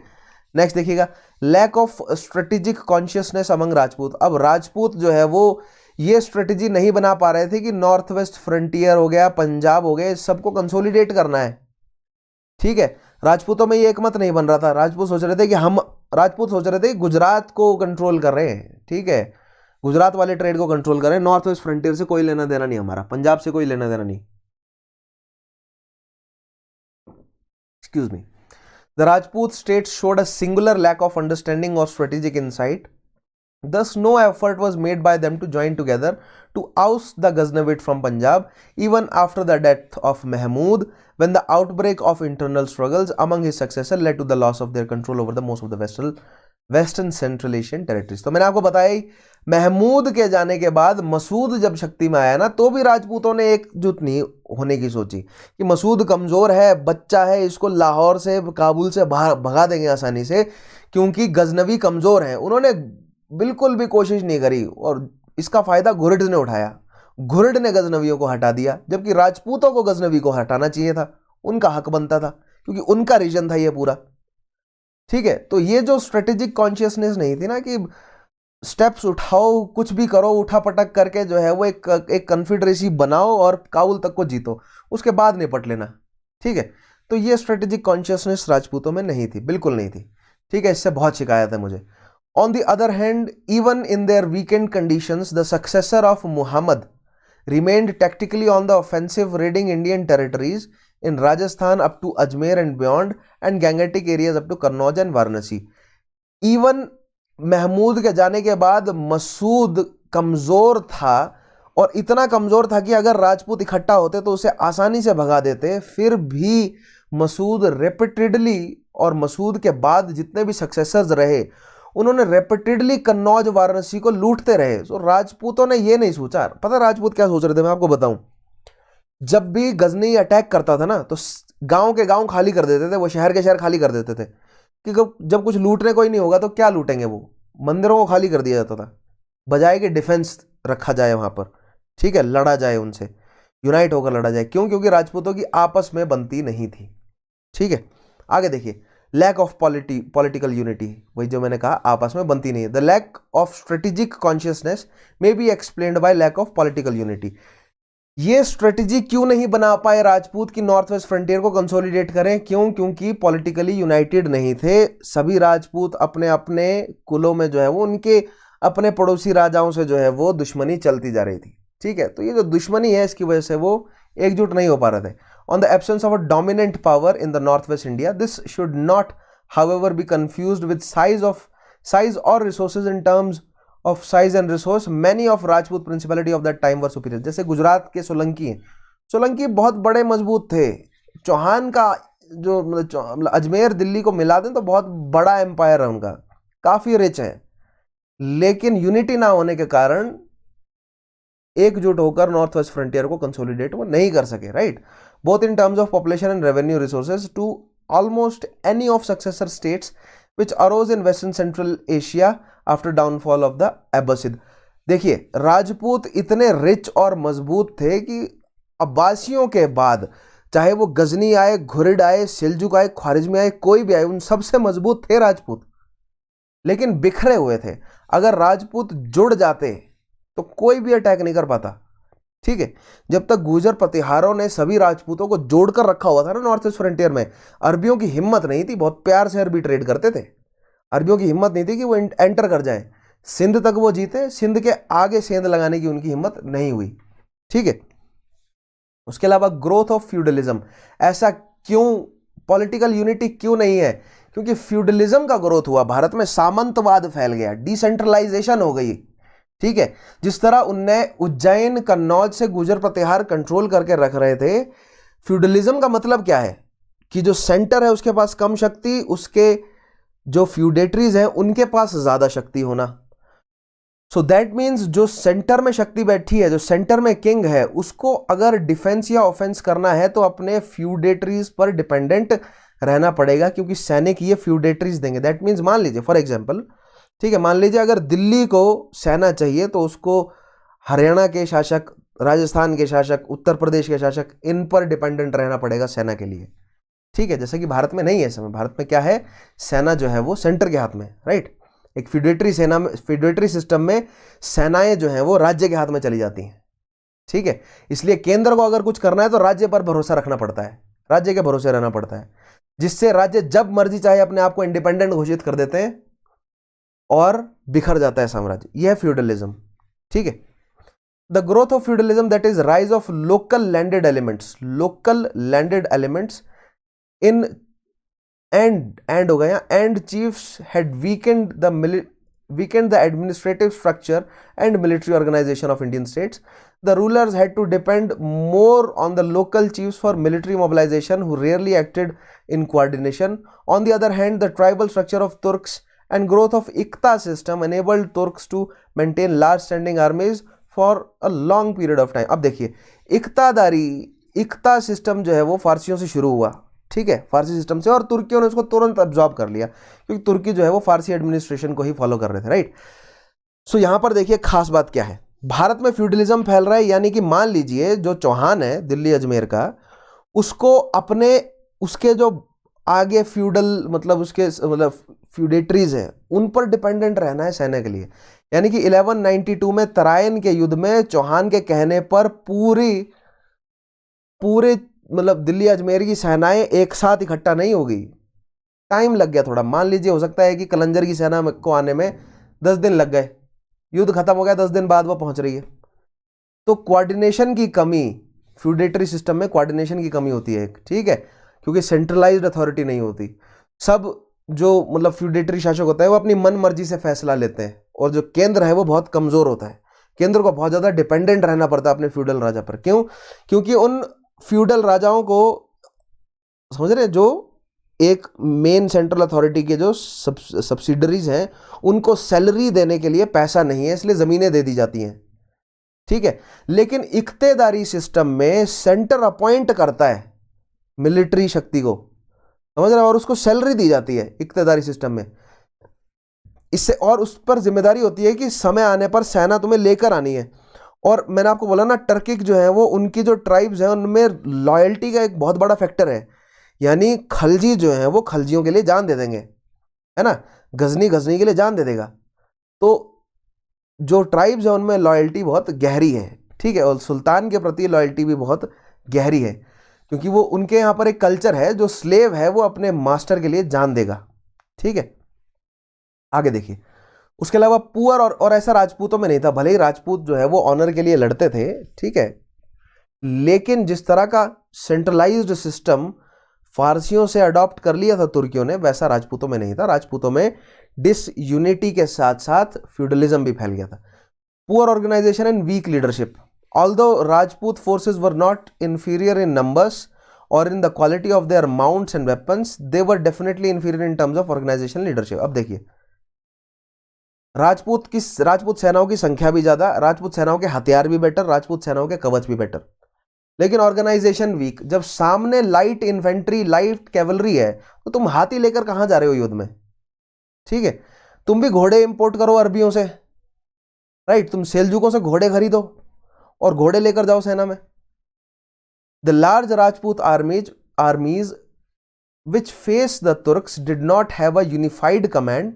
अब देखिए, मैंने बोला ना कि मान लीजिए चौहान है बीच में, और चौहान के जो हैं वो ये सारे फ्यूडेटरीज हैं, और चौहान को डिपेंडेंट रहना है अपने इन फ्यूडेटरीज पर सेना देने के लिए, राइट। और हर एक फ्यूडेटरी के अंदर मान लीजिए हजार हजार सैनिक हैं, हर एक के अंदर। तो मान लीजिए अगर किसी एक फ्यूडेटरी को चौहान की बात पसंद नहीं आई, तो उसके कहने पर वो सेना नहीं लड़ेगी। चौहान के कहने पर नहीं लड़ रही है सेना, ये सेना इन फ्यूडल लॉर्ड्स के कहने पर लड़ रही है, और चौहान को इन्हें मना कर रखना है कि ये हमारे लिए लड़े। समझ रहे, फ्यूडल सिस्टम में ये इतनी बड़ी समस्या है। तो फ्यूडल लॉर्ड्स जब मर्जी चाहे सेना को पीछे कर सकते हैं, जो कि तराइन के दूसरे युद्ध में हुआ भी। जो फ्यूडल लॉर्ड्स हैं उन्होंने चौहान को समय पर सेनाएं नहीं दी, और अगर दी भी तो उन्होंने वापस खींच ली, ठीक है। यानी कि यूनिफाइड कमांड नहीं है, यानी कि चौहान के अंडर नहीं है ये सारी सेनाएं, ये फ्यूडल लॉर्ड्स के अंडर है, और चौहान को उन फ्यूडल लॉर्ड्स को किसी ना किसी तरह बांध कर रखना है, मना कर रखना है, और वो कभी मर्जी नाराज हो सकते हैं, ठीक है। और जबकि चौहान था भी एक्सपेंशनिस्ट, एक्सपेंड करने के चक्करों में था, यानी काफी फ्यूडल लॉर्ड्स उससे परेशान थे, right. Being brought to the field and led by their own feudatory rulers, right. So Rajput, ये जो राजपूत सेनाएं हैं डायरेक्ट चौहान के कमांड में नहीं थी, पृथ्वीराज के कमांड में नहीं थी, ये इन फ्यूडल लॉर्ड्स के कमांड में होती थी सेनाएं ये। It was difficult to manoeuvre such a heterogeneous forces, right. इस तरह की फोर्स को मनूवर करना बहुत मुश्किल था, समझ रहे हैं आप, क्योंकि सेंट्रलाइज्ड नहीं है। राजपूतों मतलब पृथ्वीराज के कंट्रोल में उसकी सेना थी नहीं, भले ही संख्या बहुत ज़्यादा थी, उसके फ्यूडल लॉर्ड्स के कंट्रोल में थी। अब कोई फ्यूडल लॉर्ड उसकी बात माने ना माने समय पर, ठीक है। तो ये कम्युनिकेशन गैप होने की वजह से सेनाएं जो हैं वो कमज़ोर हो जाती हैं। Inherent weaknesses of Rajput military. अब राजपूत मिलिट्री की पुरानी चली आ रही वीकनेसेस क्या है? पहला तो the Rajput forces tended to be heavy slow moving mass centred on their elephants. सबसे पहले तो हाथी के आधार पर सेनाएं बनी थी, तो बहुत धीरे चलती थी, जबकि उनके दुश्मन जो हैं वो लाइट कैवलरी पर आधारित थे, यानी कि घुड़सवार, वो भी हल्के, मतलब हल्के कवच घोड़ों पर और तेजी से मूव करने वाले। They were beaten by swift cavalry forces which attacked their flanks and rear. The Turks were reputed to be most skillful horsemen in the world. तुर्की जो है वो क्या थे? सबसे ज़्यादा स्किलफुल हॉर्समैन थे इस पूरी दुनिया के, ठीक है। मान लीजिए राजपूत की सेना है, ये हाथियों का झुंड चल रहा है, ठीक है, उसके पीछे चल रही है पैदल सेना। तुर्की क्या करते थे, इतने में तो घोड़े साइड में पहुंच जाते थे और साइड से तीर चलाना शुरू कर देते थे, पीछे पहुंच जाते थे, इतने में तो घोड़े उनके तीर चलाना शुरू कर देते थे, सेनाओं में मच जाती थी भगदड़, ठीक है। तो तुर्की सेनाएं वर मोर एफिशिएंट देन दो राजपूत सेनाओं की ऐसे नहीं थी कि उनमें शौर्य की कमी थी, बहुत बहादुर हैं राजपूत, शौर्य का जिक्र आज तक किया जाता है, ठीक है, लेकिन आउटडेट हो गई थी तुर्कियों के मुकाबले। सो यहां पर हमारा आज का सेशन खत्म होता है। आई होप आपको गजनविड और घुरिड के बारे में पता चला होगा, किस तरह गजनविड एक एक्सपेंशनिस्ट नहीं था, एक प्लंडरर था, और घुरिड किस तरह एक एक्सपेंशनिस्ट था, और इसको मिसजज किया गया किसके द्वारा, चौहान द्वारा, और सेकेंड बैटल ऑफ तराइन में हार हुई राजपूतों की, ठीक है। सो यहाँ पर आज हमारा गजनविड और घुरिड इन्वेजन भी खत्म होता है।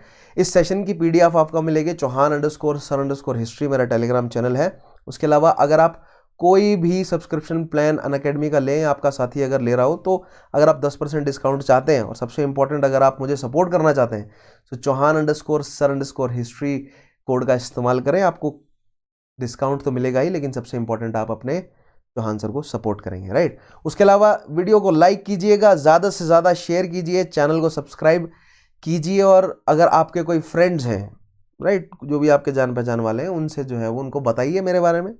अगर वो तैयारी कर रहे हैं तो डेफिनेटली शेयर कीजिए वीडियोस को, राइट। आज के सेशन को करता हूँ मैं यहाँ पर कंक्लूड। मिलता हूँ आपसे अगले सेशन में, तब तक के लिए अपना ध्यान रखिएगा। Take care.